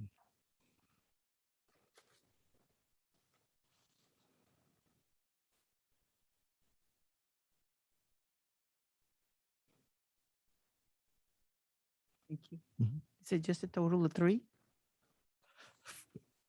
For, Or total of 3 for this month of new for this month? positions. Okay, so Correct. we'll see some others coming? Yes, ma'am. Okay. My only other question, Mrs. Sparta, will you identify yourself, please? trustee Esparza, Connie Esparza. I was, it's a concern or maybe a comment on your, how are we moving along on the vacancies for the instructors? It's quite a few. Yeah, that we do have quite a few. And I will say, thank you for asking that question because I want to address that because as I quite a think I've few. stated month after month, I do lose sleep over the vacancy list. And if you've been watching the media, it's not only an Aldine concern, it's a national and statewide concern. And so we were hit hard on our deadline on July 1st, 70 professional resignations, which kicked it up 20% more than we anticipate or that we had at the time. In comparison to 2019, because I'm not going to compare last summer because of the pandemic, but the year before, we had 25 more. We had 368 vacancies at this time afterwards. And so 25 is a little less. It's still not where we'd like to be.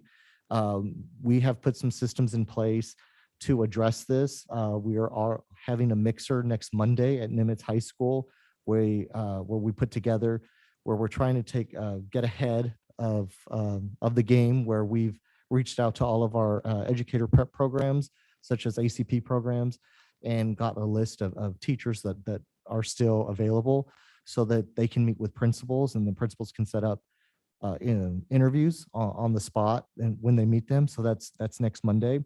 The other things, our staffing directors are monitoring the applications each and every day. And those that have a complete application that look good on paper, again, we haven't met with them. They are sending the list out on a daily basis, starting, I think it was last week, they started doing that to our principals. And then one of the biggest areas or an opportunity for us is, of course, our bilingual teachers. And, and everyone I think can say that in the state of Texas. But what we've uncovered or discovered here is a lot of our, we've done the Grow Your Own Paraprofessional program. And one of the things that's keeping us from getting those paraprofessionals certified is whether they can't pass a TOEFL exam for the English part, or some that are in an educator prep program for a bilingual teacher, they just can't pass all their tests. And so fortunately, we have such a great multilingual service department. They've started last year in Ms. Delgado, who has courses in place to assist these paraprofessionals, employees who are in line to getting certification. And she's continuing to do that.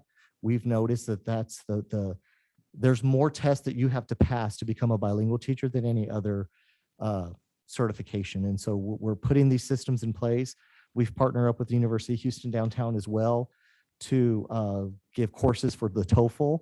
And that's something that we're starting with them. And so we're hoping to reap the benefits in the near future. It's not something that happens right away, but what I will say for our bilingual, because there's not many or enough bilingual candidates out there, we have identified that if they're on this track and it's just a test they can't pass, they'll be a long-term sub because we know they're on their path to being a teacher. And so they'll just transition from being the long-term sub to the teacher of record once their exams are passed.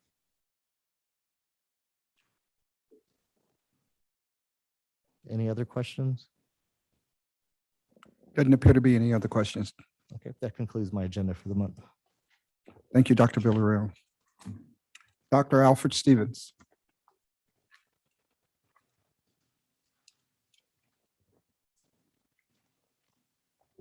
Good evening, President Shanklin, Dr. Goffney, and members of the board.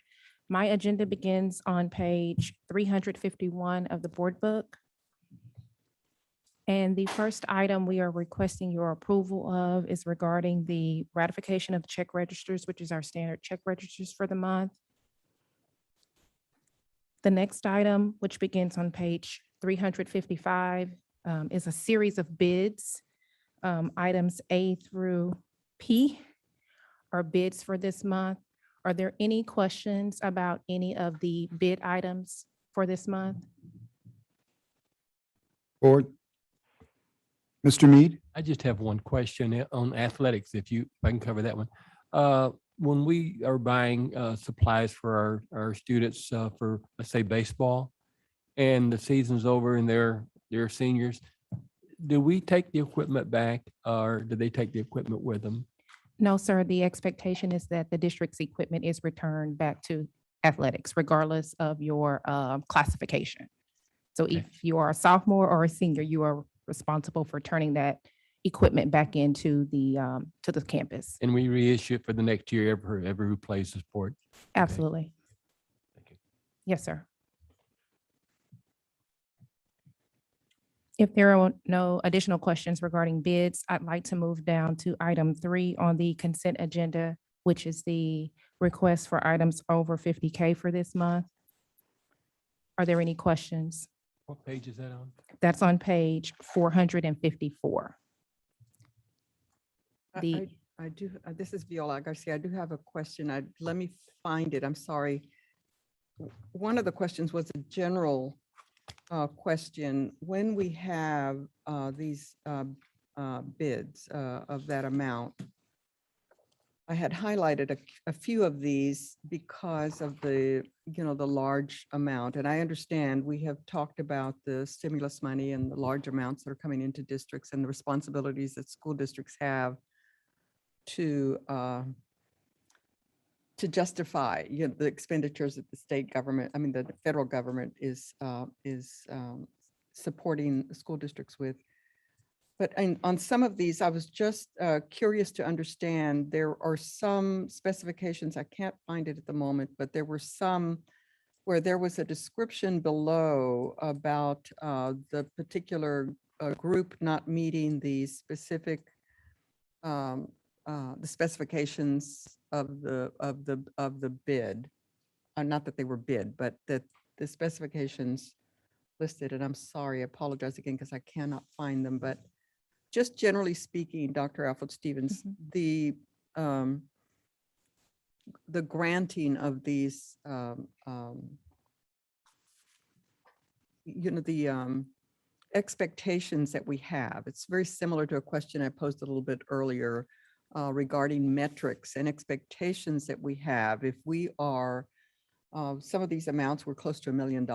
I know that those are instructional resources and instructional materials. And I know that previously we had talked about program assessment and that sort of thing.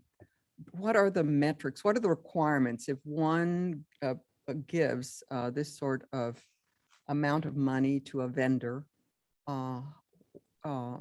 Do we have expectations before issuing that? And then even after they are issued that amount or they're dedicated a vendor, what are the measures? What are the dynamics within your division or within the division of the requesting the vendor approval, that we have assurances that once they are granted that contract, that we are monitoring and have the responsibility for oversight over what they claim to be doing for us? sure. So, Let me see if I can find specific ones while you talk. okay. Thank you. So as it relates to, I'm going to start with federally funded purchases or any purchase, regardless of the funding source. If it exceeds $250,000, that request, the department leader is required to submit a cost benefit analysis that goes through the procurement department, the purchasing department. And through that cost benefit analysis, that's where we have to also show that we have quotes from other vendors that could provide a similar product or service, so that we're just not selecting a single vendor, if you will, just to give you That's a good to know. broad example. So there's a cost benefit analysis that takes place when there's a purchase request beyond $250,000 for a single item. The over 50K requests is a little bit more frequent. And so again, there is the requirement that we first make certain it is an approved vendor and it has gone through the correct procurement process. And that procurement could be like each month we bring forth bids so that we can have approved vendors on the list, or vendors that are approved by the board, I should say, so that we can have a variety of offerings of vendors to get the most competitive pricing. So then to answer your question regarding the performance of the vendor. And so we've had instances whereby we have, when I think about athletics, I'm going to use that as an example, where we have decided to strategically abandon the services from a particular vendor because of the product or services that they did not provide as guided in the original RFP or the original bid. You know, you committed to providing this product or service at this particular price point. And if you are not able to meet that particular need, Mr. Mead, if you could go back, I think it was a vendor you would ask us about a few times. We had taken them off the list because they were not able to deliver on the products as we had bidded out in those specifications. And so they were having some supply chain issues. Once they were able to correct that, in the following year, they applied to be back on the approved vendor list, and we allowed them to do that so that it's not just one company that is a part of the procurement or purchasing process, so that we are using multiple vendors and supporting from small mom and pops to, larger companies that may be able to provide a larger volume of items. We've even added Amazon Cart to some of our offerings this year as well, which is something that we are proud of. So the programming evaluation process is continuing to evolve. I know you've asked a question about that before as it relates to specific programs. And so when we think about programs that we are investing in, are we making certain that those programs are, meeting their expected outcomes or their intended outcomes? And that goes back to what some of my colleagues spoke about earlier, making certain that we're being held accountable. We're holding one another accountable for measuring those products and services. And those products and service measures are going to look different from department to department because it depends on what the product and service is. If it's just a good that we're purchasing, it's easy to touch, feel the quality of it. If it's a service, we may need to have that.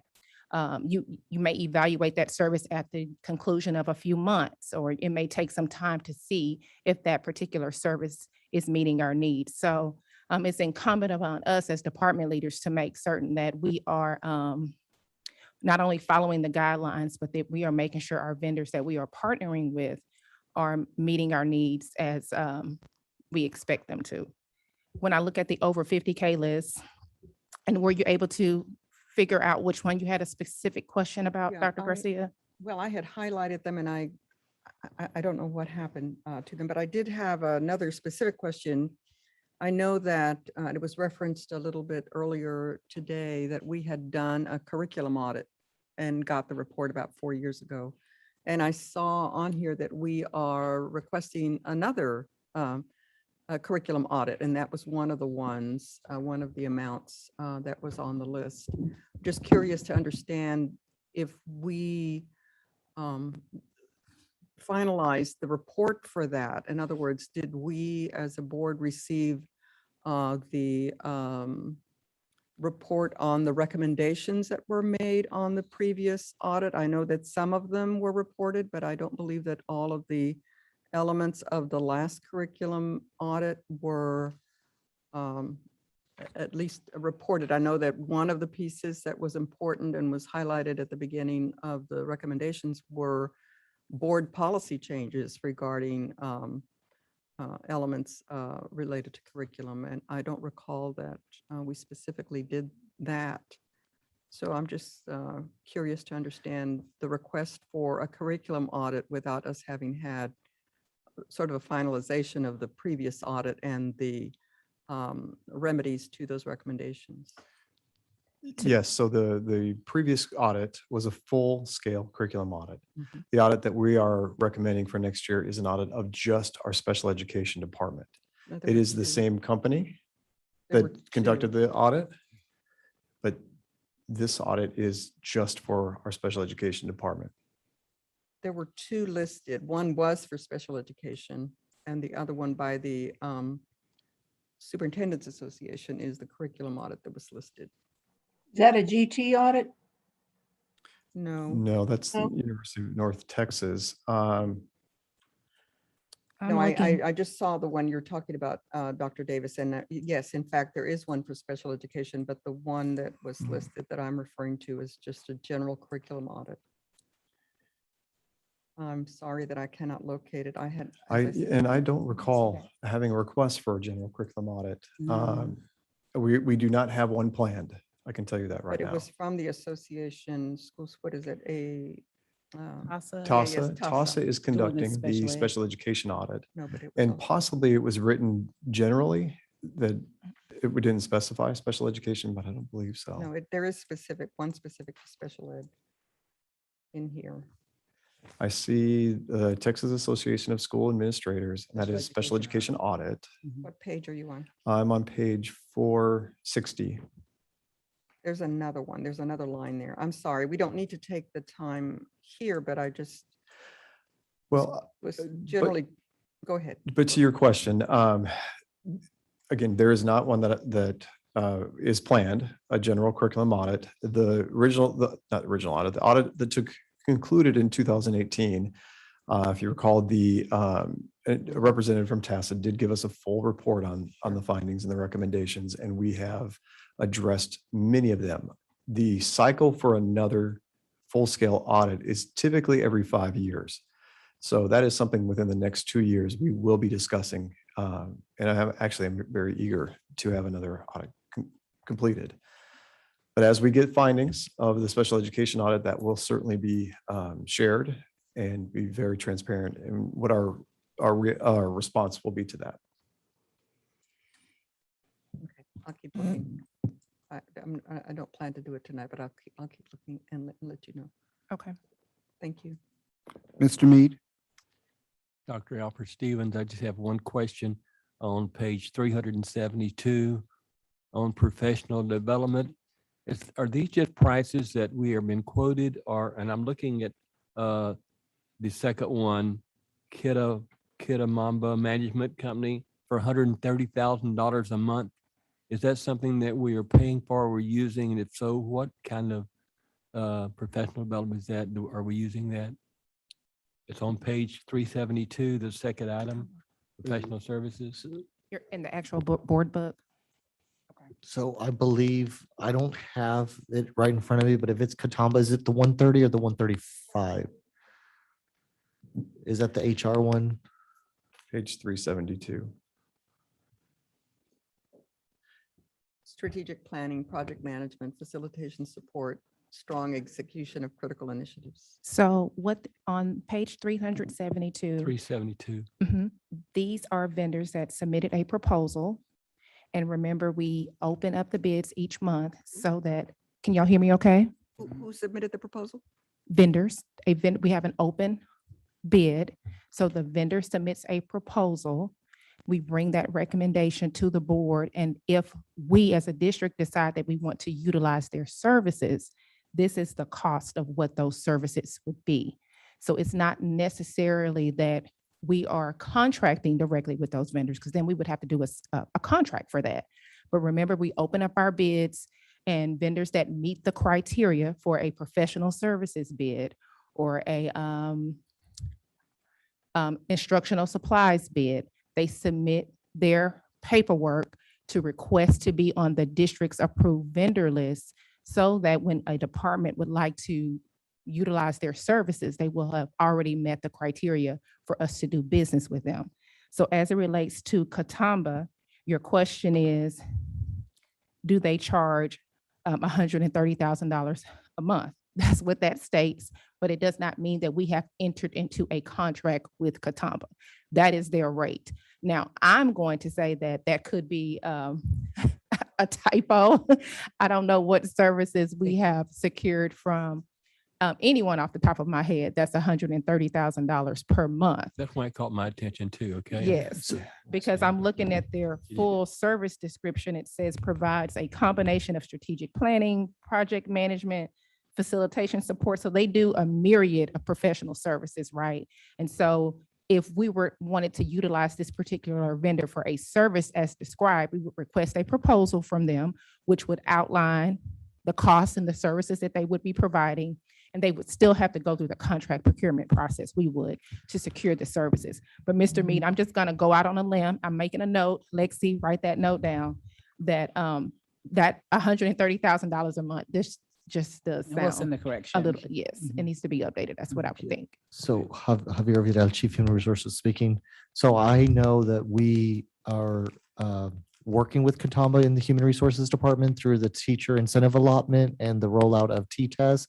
And I believe it's 130 for the school year because they're there to help support. And as we're implementing the new evaluation system this school year, as we're rolling that out, as well as we're finalizing our teacher incentive allotment application to make sure that we have the data and so forth. And so we've requested for them to support us for another year, and it's 130 for the year. Okay, yearly, not monthly. Okay, so that wouldn't be on the consent agenda for us to approve $130,000 a month. That would be on the over 50K request. So if we are securing those services, that would have come on the over 50K request, because we're saying that we're requesting to spend over $50,000. Okay. So remember that this is just a listing of vendors that we are requesting to add to the approved vendor list. Not necessarily that we're going to be using all of these or even one or two. It just depends on the need of the department and the district. I just, this is Viola Garcia again. It just causes me to think about the process that we use for even listing them on approved vendor list and understanding the entry level requirements or the parameters by which one, for example, let's just say that this was realistic and it was not for a year, but it was a month.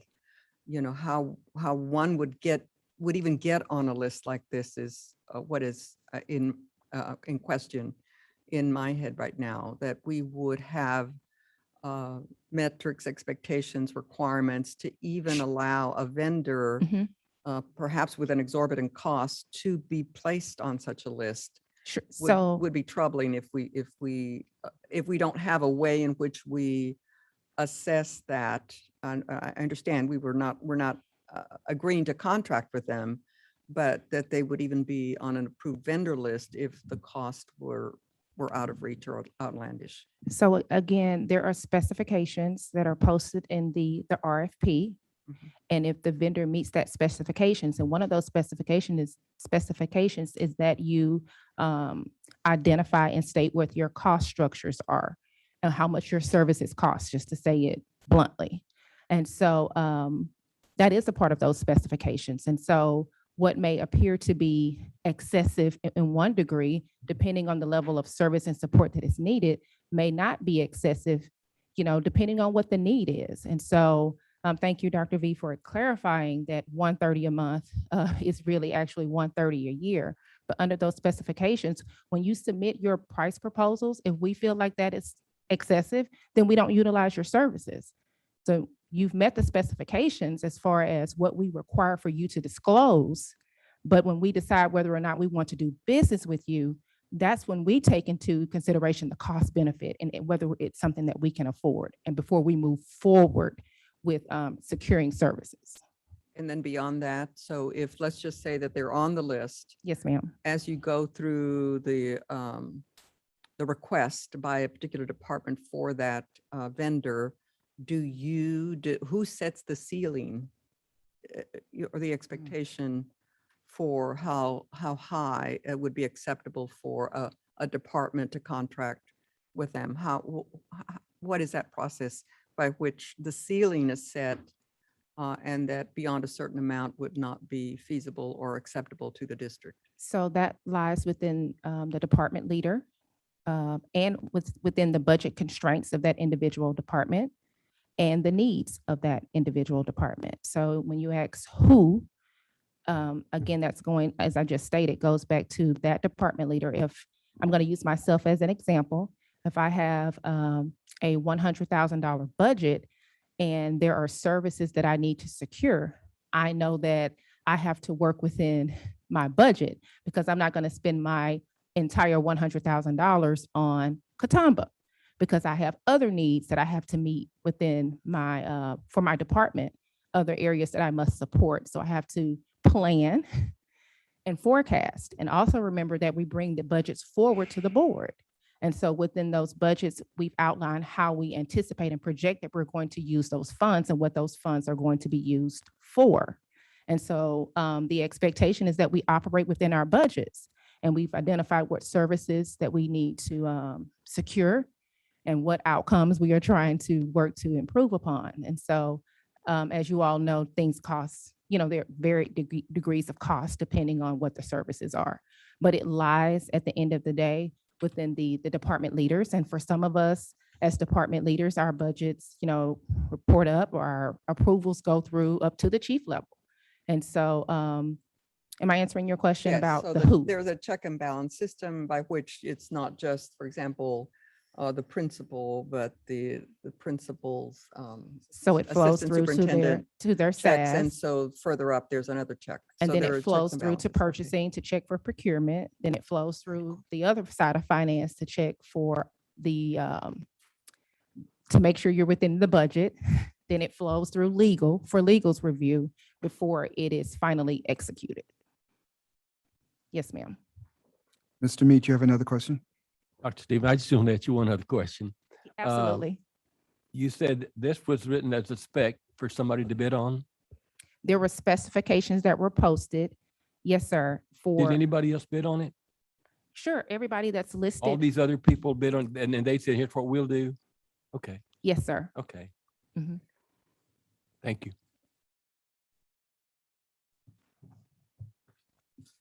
If there are no additional questions, the next item for consent is item number 4, which are the approval of the monthly tax office refunds. And again, these are taxpayers that have overpaid and requested to be reimbursed.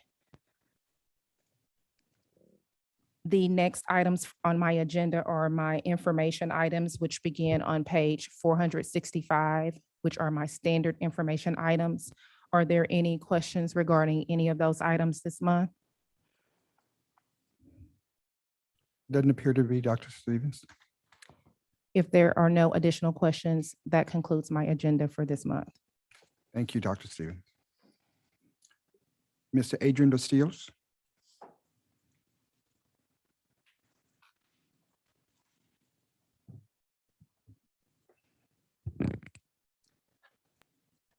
Good evening, Board President Shanklin, Dr. Goffney, and members of the board. My name is Adrian Mustius, the Chief Transformation Officer. Tonight, my board items start on page 479. The Office of Transformation is working on expanding the school of choice options for the 22-23 school year. Yes, that's 1 year from now, as we start the 21-22 school year. But over the past 2 school years, we've gone to look, listen, and learn about some of the new school choices that we're going to open next month. Next month, we'll be opening our Young Women's Leadership Academy and also La Promesa in August. With that, we had the opportunity to go on school tours. We visited Dallas. If you all go back with me to February of 2020, seems so long ago. We had the opportunity to visit some schools in Dallas, the Solar Prep Academy. It was a K-8 all-girls school. We also visited the Young Women's Leadership Academy that was 6-12, but we also visited an all-boys school, the Barack Obama Leadership Academy as well. And with that, we've been looking and learning. We also had an opportunity to visit the Mickey Lillian College Preparatory Academy in Houston ISD that serves grades 6-12. And I personally have gone to see the San Antonio ISD Young Men's Leadership Academy. That's a 1-8 program as well. So with that, I want to give you an update of where we're at. Last year in August, we also talked about the work of the Transformation Office on what our projects are going to look like.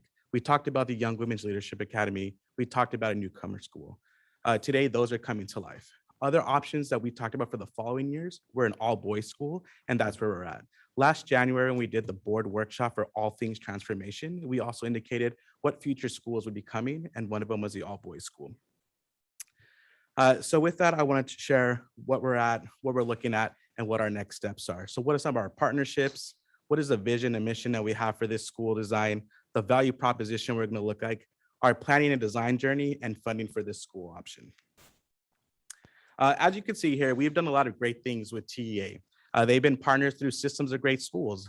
We have attended some of those conferences online, virtually, and face-to-face in San Antonio 2 years ago. We had the online convention in December. And then this past summer, last month in June, we had the presentations from Systems of Great Schools. We had Aldine as highlighted for school choice options, our enrollment systems, and all things transformation. So we were highlighted with TA and that side of it. You'll also know we've launched our ACE schools, our demonstration schools, what is possible. Good Reason Houston is our technical assistance provider through the Systems of Great School of TA funding. And on here, you see two new partners here. One is a new school venture fund that we're going to talk about as a new funding stream to help support the work in addition to what the state is giving us. So we want to demonstrate what is possible with local, state, and national dollars. And then most importantly, Prairie View A&M University. This is going to be our anchor as we move forward in the design for the all-boys school in Aldine.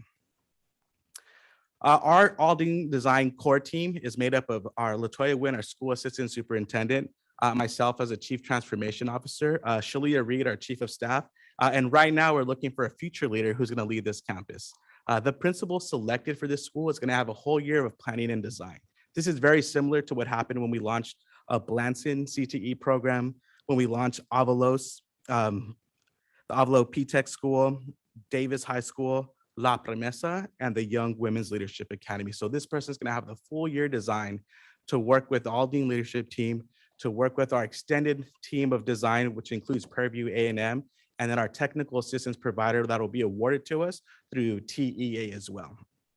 So we have 12 months to plan, design, and create this new school option for the all-boys school.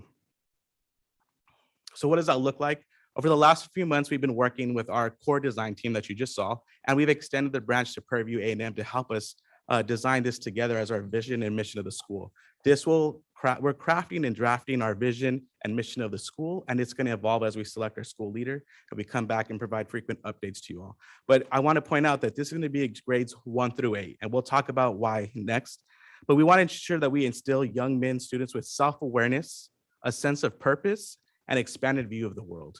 We want to ensure that we're creating this curiosity and joy of school, and we want to make sure that we have these meaningful relationships that prepare lead lives with choices and opportunities through the school.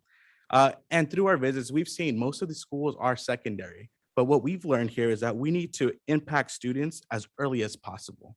So this is why we're going to launch a school with grades 1 through 8. We want to build male leadership in our programs and give those students the options for the choices and opportunities in Aldine in secondary for grades 9 through 12. So we want to push these student leaders throughout the entire district for high school. We want them to attend our choice options in Aldine. So this is why we're approaching the school with grades 1 through 8.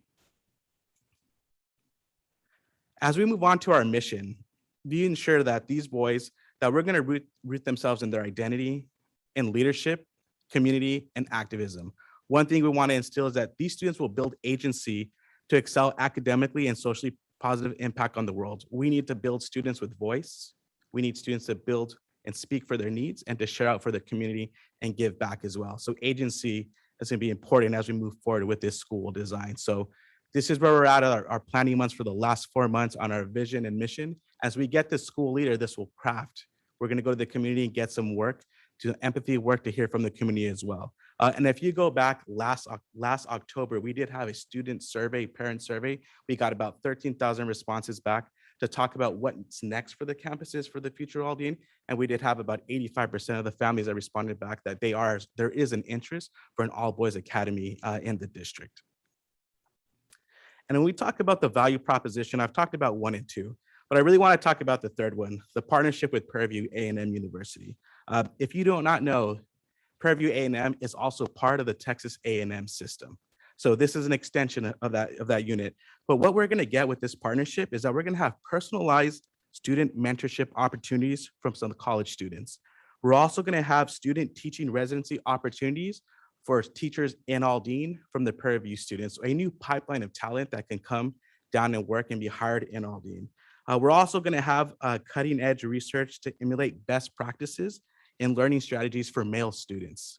And this is also going to help us lead mentorship and professional development opportunities for our school and staff. So with these skills, we'll be able to reach this school specifically, but we can also use those best practice strategies throughout the entire district. So that is a big win to work and partner with Prairie View A&M and that system as a whole. This partnership is going to be one of the first of the higher institutes. Of the research we've done, most of the all-boys schools are independently run by the schools. This will be an Aldine school. This will be an Aldine-led school, but we're going to have extension and resources through Prairie View A&M to help support the plan and design of the school and provide services to our students. So what does that look like? We're going to use the same process we use for the Young Women's Leadership Academy and La Promesa.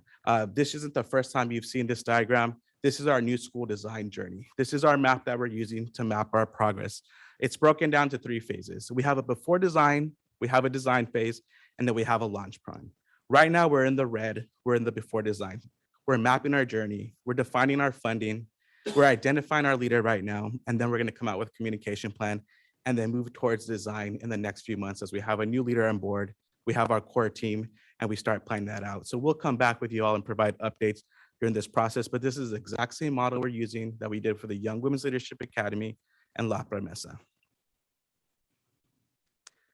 So when we talk about what's possible with local, state, and national funding, you are familiar with Systems of Great Schools. We are about to be awarded about $5.5 million for the last actions we've done with Systems of Great Schools. That includes $1 million for the Young Women's Leadership Academy, another $1 million for La Promesa, and then some additional dollars for some of our restart and redesign schools. So right now we're in the process with TA, very competitive. We've done the interview phase of the planning dollars from the state. This would be an additional $250,000 for the planning year, and then we'd be eligible for additional $1 million this time next year to launch the school as well. But one highlight is the New School Venture Fund. This is a national philanthropical group that supports schools across the nation. This was very competitive. There's over 150 schools who applied throughout the nation. They only awarded 20 grant awards for this, and Aldine was one of them, and we are the only school in the Region 4 area that's been awarded this opportunity. So with that, we've already have funding for $215,000 to help plan and design this new school. And then the spring next year, we'll also be eligible for $650,000 for 3 years. So combined with the state funding, $1 million, combined with $650,000 from the national funding, that's about $1.6 million to help get the school off the ground, and additional almost $500,000 combined for the planning grants as well. So these processes are very rigorous. I'm also going to say that La Promesa just got awarded $650,000 as well from the New School Venture Fund for the work that we've done with the planning grant with TA. So we have a model that we can do state and national funding to help these schools off the ground. So these New School Venture Funds are very competitive, very rigorous, paper application, interview process, and then some dialogue thereafter. So we're about to show locally, the state, the national funding, what's possible to create these new school options here in Aldine as a front runners. So what's next? Our principal interviews. Right now, we're looking at the design. We have our application. So over the next 2 or 3 weeks, we'll be doing principal interviews for this new school with the core team. Latoya Wynn is leading that work as well with the support of our office and the core team you saw right now. We've started our dialogue and discussion with New School Venture Fund to learn what the planning process looks like on their side, so we can combine it with TEA to get those additional dollars. And then we'll draft our communication plan. And what that plan is going to be, we will do an announcement with our partnership with Prairie View A&M, what that looks like, what it entails, what our funding sources are, and then we're going to get a plan for empathy work. What is the community looking for? What do the students want to see? What do the parents want to see to come out of this school as well? And then we'll start our plan for student recruitment, faculty, staff over the fall semester, so that next spring we can come back to the board and say, this is our plan for the all-boys school. This is the direction we're moving in, and this is the feedback we're working with. So that's the steps. Those are the updates today on our all-boys school moving forward. So at this time, if there's any questions, I'd be glad to take them. Mr. Mead. I do have a couple of questions. First of all, will this be a new school, or will we be using a school like we did for the all-girls school? And the second question is, and I don't remember now, is the grade for our all-girls school also up through the 8th grade, or is it high school? Great questions, Mr. Mead. And if so, I guess answer the question first for me, then I'll ask this next question. Great. So for the all-girls school, that's going to be a 6 through 12 program, and we're launching the grades 6 and 7 for the Young Women's Leadership Academy right now. That was the second question you asked. And then the first question, is this a new school? This will be a new school. The location will be determined at a later time during the fall semester. Well, we'll work with Dr. Alfred Stevens and her team to look at our building utilization and our enrollment in the fall to determine where we'll put the school in Aldine. My next question is, why are we going to be doing through the 12th grade for girls? And you were saying we were going to do the boys through the 8th grade to get them ready. Why would we not do the same thing with both girls and boys? Yeah, so the partnership with the Young Women's Preparatory Network, their design model is grades 6 through 12 on that side of the house. So we're following that model. That's a blueprint from the state, which those are all A-rated schools across Texas, and they're nationally ranked. But when we've done our research to look at the schools of all boys, those smaller populations of numbers for grades 9 through 12, they get smaller. So students from 8th grade, when they go to 9th grade, they're choosing to go to a traditional high school for the boys side of the house. So we want to ensure that we have choice programs, and in Aldine, we have Avalos, P-Tech, we have Blanson, we have Victory. We want to ensure that we can push our students to go to our choice schools on that side of the house to build leadership across the district, Mr. Mead. So You better when, not be eating Bobo's fruit. young men graduate from this school, they'll go back to their regular Are high you school. eating Bobo's fruit? Correct. So when When they the graduate from the all-boys school in the 8th grade, will they go back to their school that they came from high school? yeah, they'll have the option to go back to either their neighborhood school or apply to be any of the choice programs in Aldine. Okay. And do we have any idea what this new school would cost it to build? We have the numbers. I don't have the numbers with me right now. So we're not We're not building building a new school, so That's it's. what go- I asked. Okay. No. Yeah, that's why I'm clarifying. President Shanklin, Tamika, Alfred Stevens, Mr. Mead, we're not building a new school. What we're looking at doing is the model that we have in place with Young Women's, where we repurposed Parker to Young Women's Leadership Academy at Parker. So that's why Mr. Busillos mentioned the looking at the space utilization of our campuses. And we'll be doing that work this fall to see if what opportunities exist for maximizing the space that we currently have at one of our instructional facilities. There is no plan to construct a new campus. Okay. I must have misunderstood what you said, because I thought you said we would be doing another campus. than Right. campus. I'm sorry, let me clarify. And as Dr. Alfred said, a new school, but a building that we already exist in Aldine. Okay. Yeah, I was going to follow up. Dr. Garcia? Thank you, Mr. Bustillos. So the assumption is that our enrollment will be such that we will have a school where the capacity is is not, met. And that's just within a year. That's not to say that when we return to full growth, there will not be a need for the particular school that may be occupied by this boys' school. So that's a consideration, I'm assuming, that we'll have to make. Correct. Okay, so I have a couple of other questions related to Mr. Mead's question. Of course, my concerns regarding the new school is similar to the concerns that I had expressed when we opened the others. And one is that it seems to me the flip here is that we are initiating the whole process, the whole plan with little input, except for the survey they do describe that was sent to parents. So the needs assessment, the feasibility study, whether this particular age group, grades 1 through 8, would in fact leave. These are very young children, the younger ones, first grade, second grade, third grade, that would leave a community school to go, we don't know where at this moment, whether to a centrally located school within our district, one on the northern side, as is the case for the girls' school. But nevertheless, we may have an expectation that young children, first, second, and third grade boys in this case, would be leaving their community school in a 110 square mile district to go from the southern end of the district, perhaps to the northern end, or from the northern to the southern or east or west. So that is a concern, that we would, be expecting the younger children in particular to travel away from their neighborhood.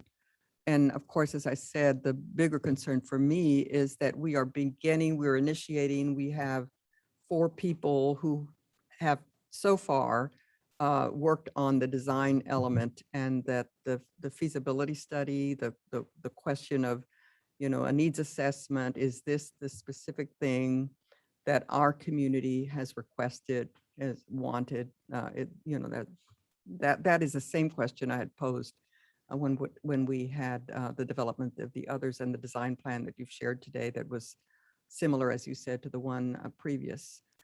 So I suppose that the proof is in the pudding. I mean, we'll have to wait a number of years to see the effect of the beginning of these 2 new schools that that will open up this fall, to know whether in fact the community responds positively, and that they do in fact enroll, not just for an initial year because of the interest and because they're new or novel schools, or whether those students in fact will begin there and perhaps say, I don't want to commute that long. I want to stay back in my community. So while this is exciting, I just am concerned that we in fact are following the money. There's great opportunity here, as you've described. We have grant opportunity. We have money that is being provided at the different levels and partnerships. And so the sustainability of this plan is also a concern. And my biggest concern, however, is that we, through these processes, engage the community and the parents to a greater extent than we have previously, or that we have in the design, because even the red elements here, the design elements are focused only on the leadership that you described, with the inclusion of a building principal. The second piece here is still primarily within the purview of the administrative group, and we haven't really integrated to a large extent the community in this plan. And so that for me is a pretty big gap, given that many in our community perhaps do not have the transportation themselves, the personal transportation, to say, I'm leaving my home today to go to the program being provided at this school. We may be able to transport the students. However, the parental engagement in the school may be limited for some of the parents. So those are just some of the concerns that I have. The other, of course, is the exploration and discussion with the board, while we in fact did go with you and visit these schools. The process by which the board is engaged in this has been limited. The community knew actually of this before, before it was on my radar, at least. I don't know about the other board members, because it was in the paper or somewhere else before there was a formal notice to us that this was to be initiated this coming year. So those are just some general concerns. Great, thank you for Thank that. you. I jotted them down. Mrs. Sparza. I share Connie Esparza, excuse me. I share Dr. Garcia's concern,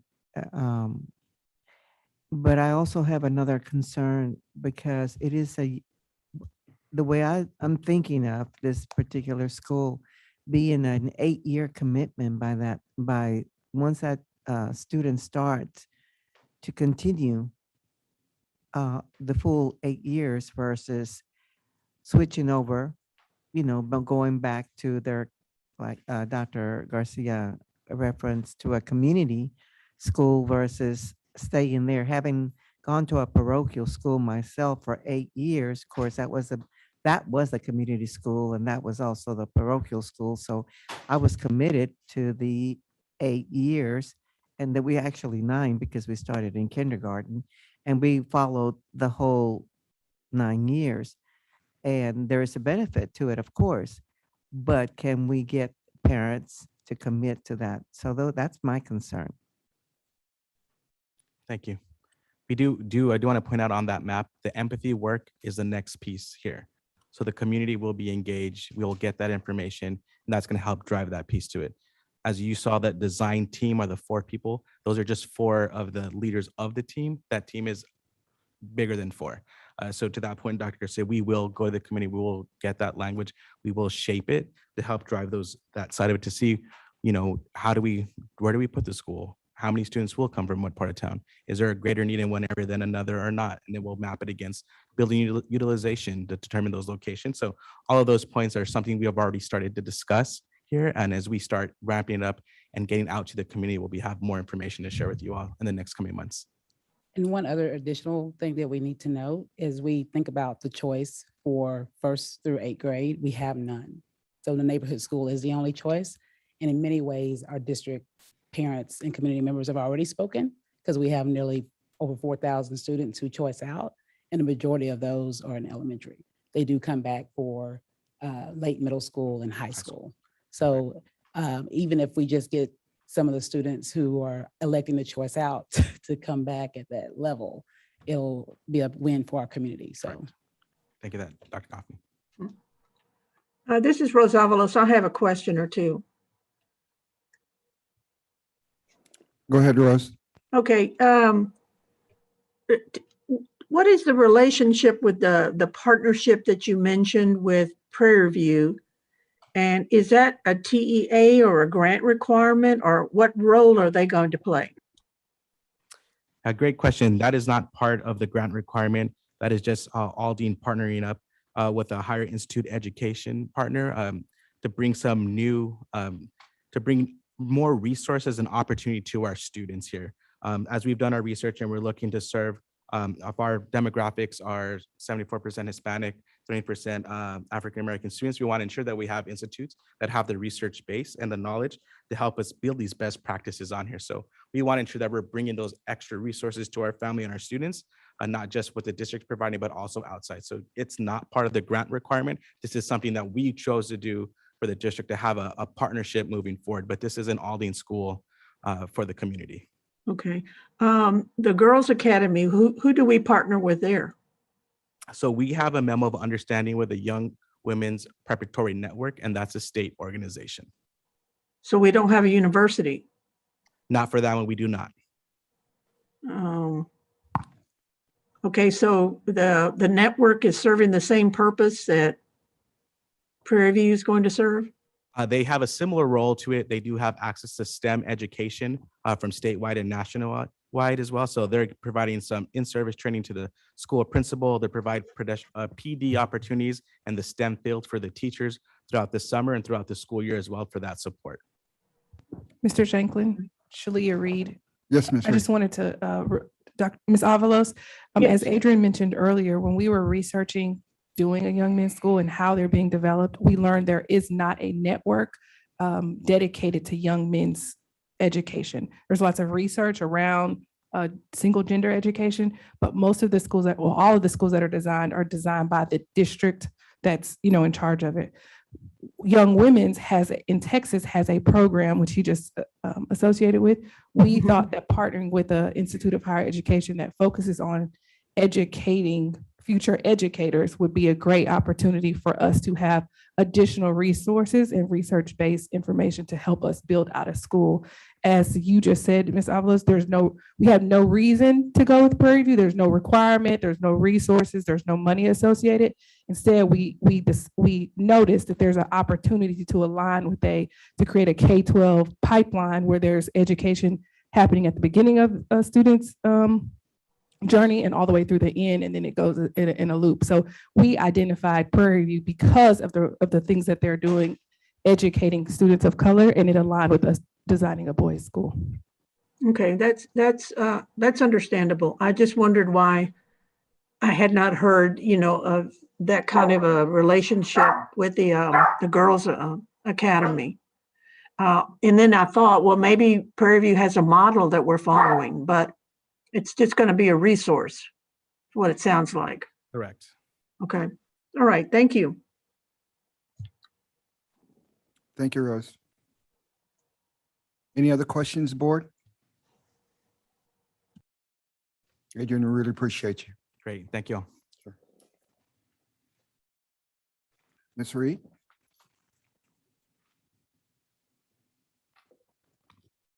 Mr. Shanklin, my agenda begins on page 491. I'm sorry, 492 has the meat of the bulk of the information. This month, we will celebrate staff recognitions from the operations side of the house. We have a few other recognitions in terms of the staff that we recognize. I will tell you, it'll be a thin evening. However, it's a little break before August. In August, we are coming back strong with full attention to our board meetings, including bringing back the JROTC and the students from the primary school to do the pledges. So although this month may be a little bit of a reprieve, in August, we'd like to come back full with our entire students. Also, I just want to point out that there are a few important dates coming up that I should mention before we see you next month. One of those being the first day of school on Monday, August 16th. Yes, if you look at your calendar, it's right around the corner. We often remind the superintendent it's just a few weeks away. It feels so far away, but Monday, August 16th is the first day of the 2021-22 school year. And then one more thing is we have planned somewhat of a district back to school convocation. I will tell you, it is not the convocation that you saw 2 years ago. It won't be the 3 years ago. It won't be the convocation of the year before. However, we would like to kick off the school year. It is going to be on August 11th. More details will come to you. We will not have 2 sessions. It will be a very small and intimate audience, and we will use the time to not only celebrate the things that happened in the previous school year, but also highlight the things that are coming this school year and remind our staff that, yes, we can, we can get it done. So August 11th, more details will come to you. I just want to make sure August 11th is on your calendar, and Monday, August 16th. And then I believe that Ms. Avalos mentioned that that week is a busy week. That Thursday is also summer graduation, where we will, I think, officially close out the 2021 school year with our August grads. That is all I have under my agenda. Mr. Garza has some items he'd like to share and provide a short update. President Shanklin, Dr. Goffney, Abel Garza here. Today, this board meeting, we decided to take a break a little bit from the legislative session. As you know, there's not much going on over there. There's a divided house. So we're going to talk about instead, as the SBOEs, they met and they were voting on approval of charter schools on June 25th, their June 25th meeting. We received emails regarding some of the charter schools that were opening in our area or applying for charters in our area. Once we got that information, we were able to come up with a plan to have one of our principals speak on behalf and testify against the need for these charter schools in our school district. And Mr. Eric Torres, principal at Ermel Elementary, did an outstanding job. I created there's a link on there on page 499. And when you have time, his testimony was only supposed to be 2 minutes. It was 2 minutes, but they kept him on for an additional 28 minutes because they just had a lot of questions for him, and he was able to answer just incredibly. He had their attention. He could answer all of their questions and why he feels that his school, his community school, is doing what it takes to help the students of that area, and thus not requiring any additional charter schools to come and take those students away. And that after that, we followed up with an email from the superintendent to all the board members, and we were very fortunate. Out of the 7, 4 were vetoed. 2 of those schools were in our general area. I will say that we don't have, the schools were not selected to be in our school district, but because of the way they word their applications and because of how they can do it, they can still pull from our students. So technically they were outside our district, but they can still pull our students. And they do that strategically, so to be able to pull from 4 or 5 different districts. So we were able to stop 2 of them, in particular, Heritage Classic Charter School and Red Brick Academy. And so it was a great experience. Again, Mr. Torres, if you get a chance to see the video, and next time you see him, I promise you will go up and give him a hug because he did an outstanding job. Very proud of his efforts. So if you get a chance, go hit part 2 on that video, and then just scroll up to the 8-minute mark and you'll see his presentation. And finally, we also work with, I was just looking at there's a TSA created a site for charter schools, and I can look at it all day because it just has so much information that we'd like to share. We were able to prep with some folks. Patty Everett brought us some good information on charter schools, and you can zoom into our district and pick out the charter schools, and they'll tell you how they rank as compared to our schools. And it's an incredible tool that we have. Probably gonna have to sit down with y'all and show you how to use it because it's not technical, but it's very cumbersome to use. But I'd be more than happy to send that information to y'all so you can really get into where those charters are in our district and how they fare in compared to our schools, our neighborhood schools. So with that, are there any questions? Appreciate that, Abel, but I know there's been conversations had with a charter school in our area. You want to tackle that, Dr. Goffney? With you and Connie were involved?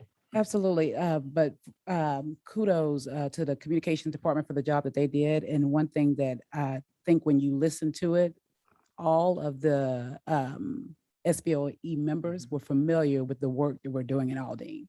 And the fact that we had, through the transformation office, we had launched ADSI and all the other work that has gotten attention because of the communications department, they were familiar with it. And they were like, they're doing work to provide choices in their district.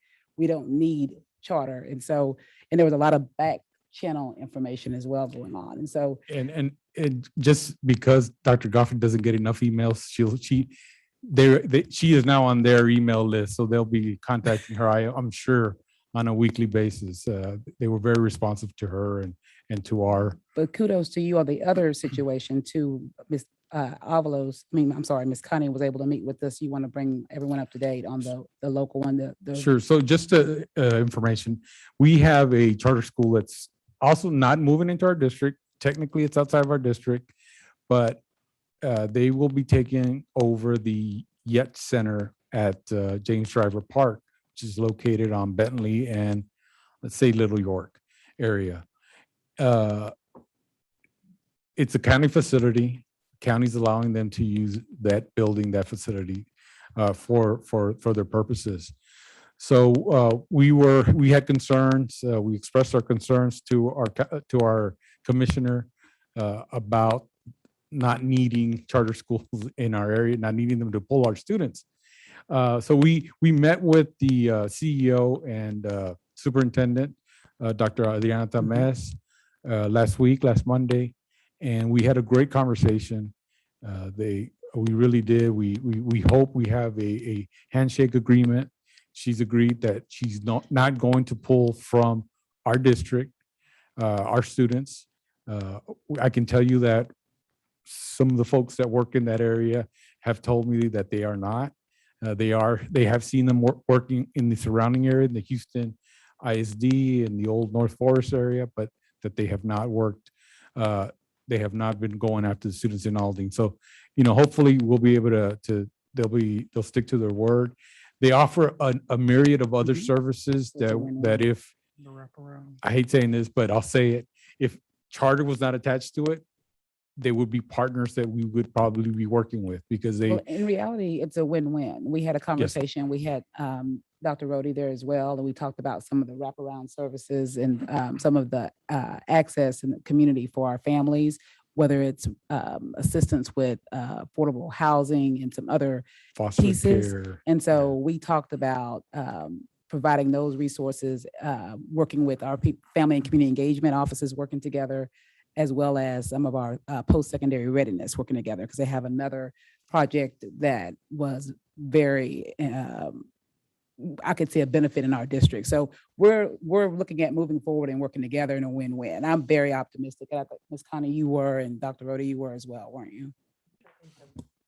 Yeah, and as Dr. Goffney said, they were talking about things like cafes, which I thought were really unique in the community at libraries or other places, but where high school students would feel comfortable going, they would get advising and other types of support. And so also working with Project Grad. And so there's a lot of opportunities for us, I think, to partner with them. And as Dr. Goffney said, it could be a win-win for both of us. And I especially, Connie Esparza, I especially applaud the fact that they have a lot of wraparound services. While we already have many, I think you can never have too much, especially at this point. And so I think it is a win-win situation. We just have to continue to stay engaged in very close relationship. And I will say just one last thing is that they've even promised to refer the families and the students back to the schools and say, look, these students are considering us, but we really need you to go back and talk to your school district and talk to your school first. So, I mean, that's a huge commitment on their behalf. And so we welcome that opportunity, and we hope again to work with them.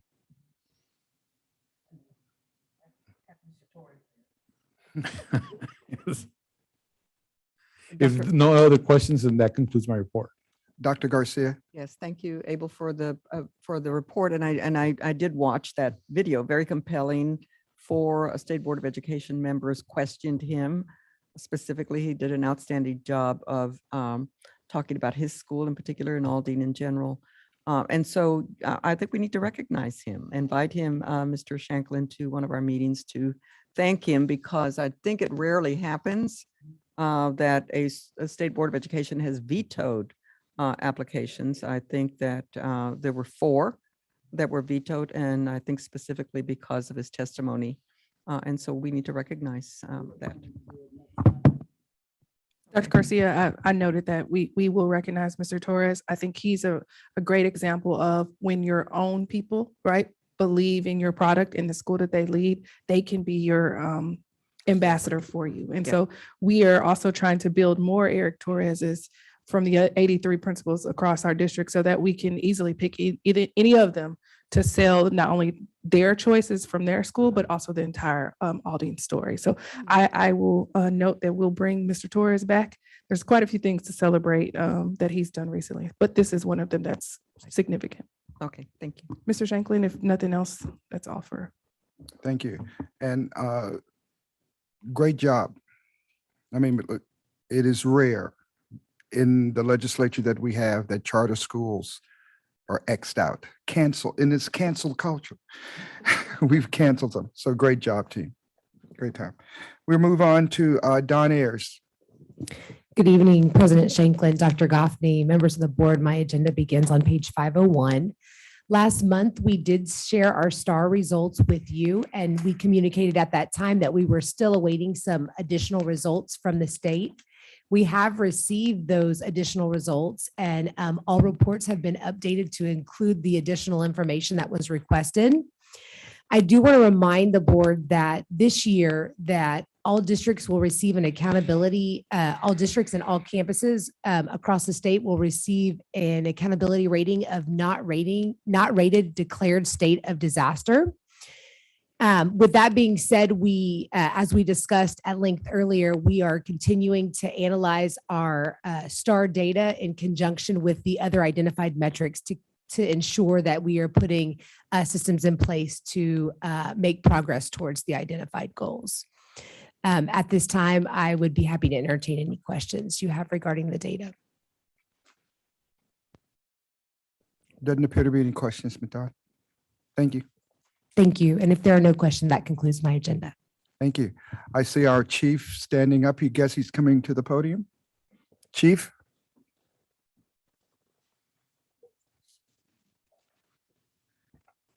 Good evening. Good evening, President Shanklin, Dr. Goffney, and members of the Board of Education.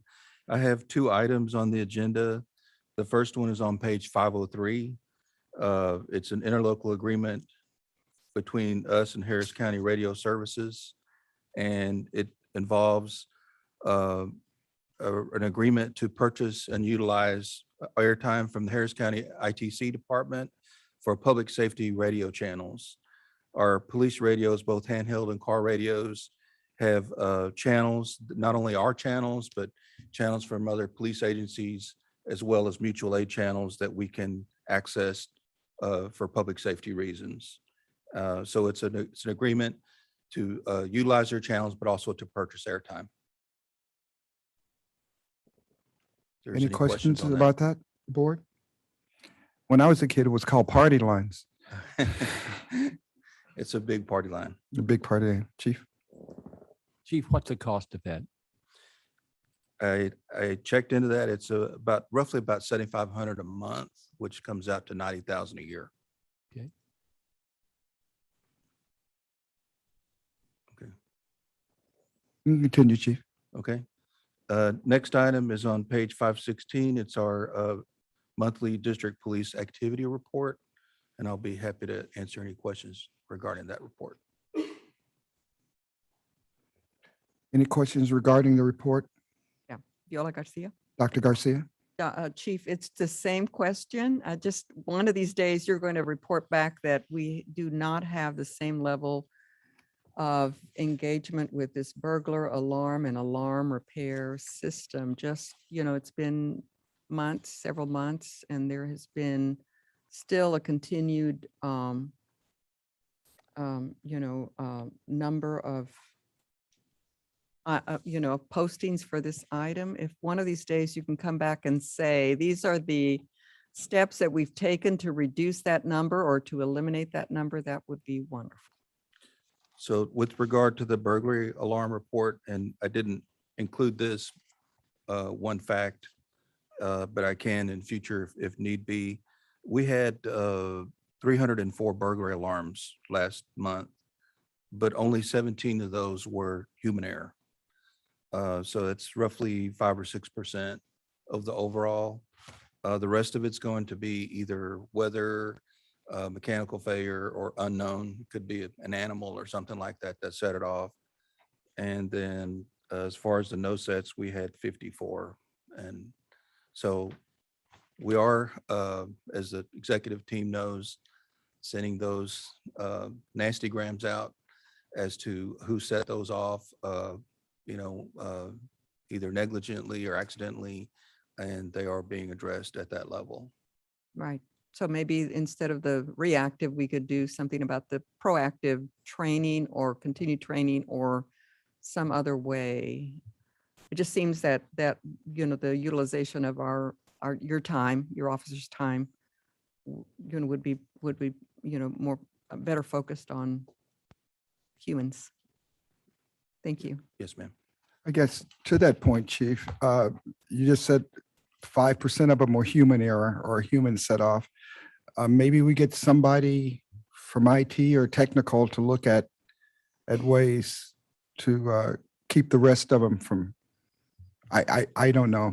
My alarm goes off at my house when there's a thunderstorm. So I don't know what we do about it. But, if you can also look into something. Well, the human error is going to be that they enter the building and they don't turn off the panel in time. Mhm. Either because they don't know the code, they forgot it, or they didn't get to the panel in time. And once that happens, we need to go out and check it out. Even if they say, oh, it was us, but we still need to go verify that. Mhm. And you're addressing those? Yes, I am addressing that with Yes. the team. Thank you. Dr. Booker has a question. Chief, I just had a question about the possession of marijuana. That was during the summer experience. That was after school was out, right? Was that during summer school? I'll have to check into that. Yeah. I'm looking at June, and I think we got out of school in May. Mhm. So that was the Page are summer you on? experience. Student related for What page? 517. 517. Like 4. 4 of them. student related. And then I was gonna ask you about the disruptive student that was also doing our summer experience. Anybody?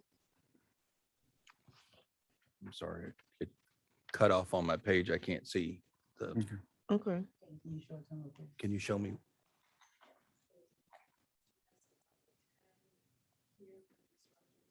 Mhm.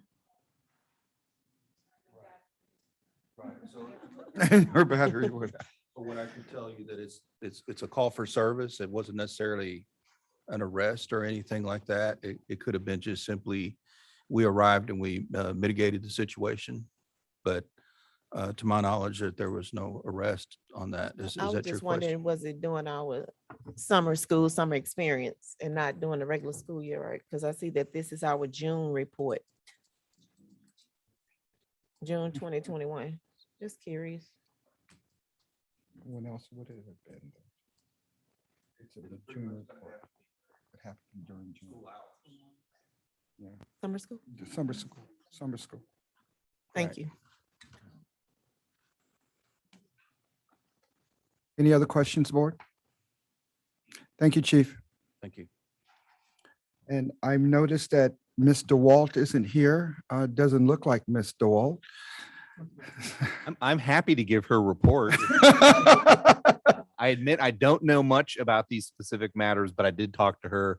She told me that these were routine releases of judgments or liens, and there wasn't anything unique about any of them. So You sound a lot like her. That's about what she was saying. Any questions? Well, I will ask this question. I think I know the answer. Is there any reason for us to go into executive session? Mr. President, Board of Trustees, we don't have any items for executive session, but I do have a reminder that tomorrow at 5, we do have a level 3 grievance hearing. Okay. With that, board, if there are no other questions, do I have a motion? Moved by Mr. Mead, Garcia seconds to adjourn.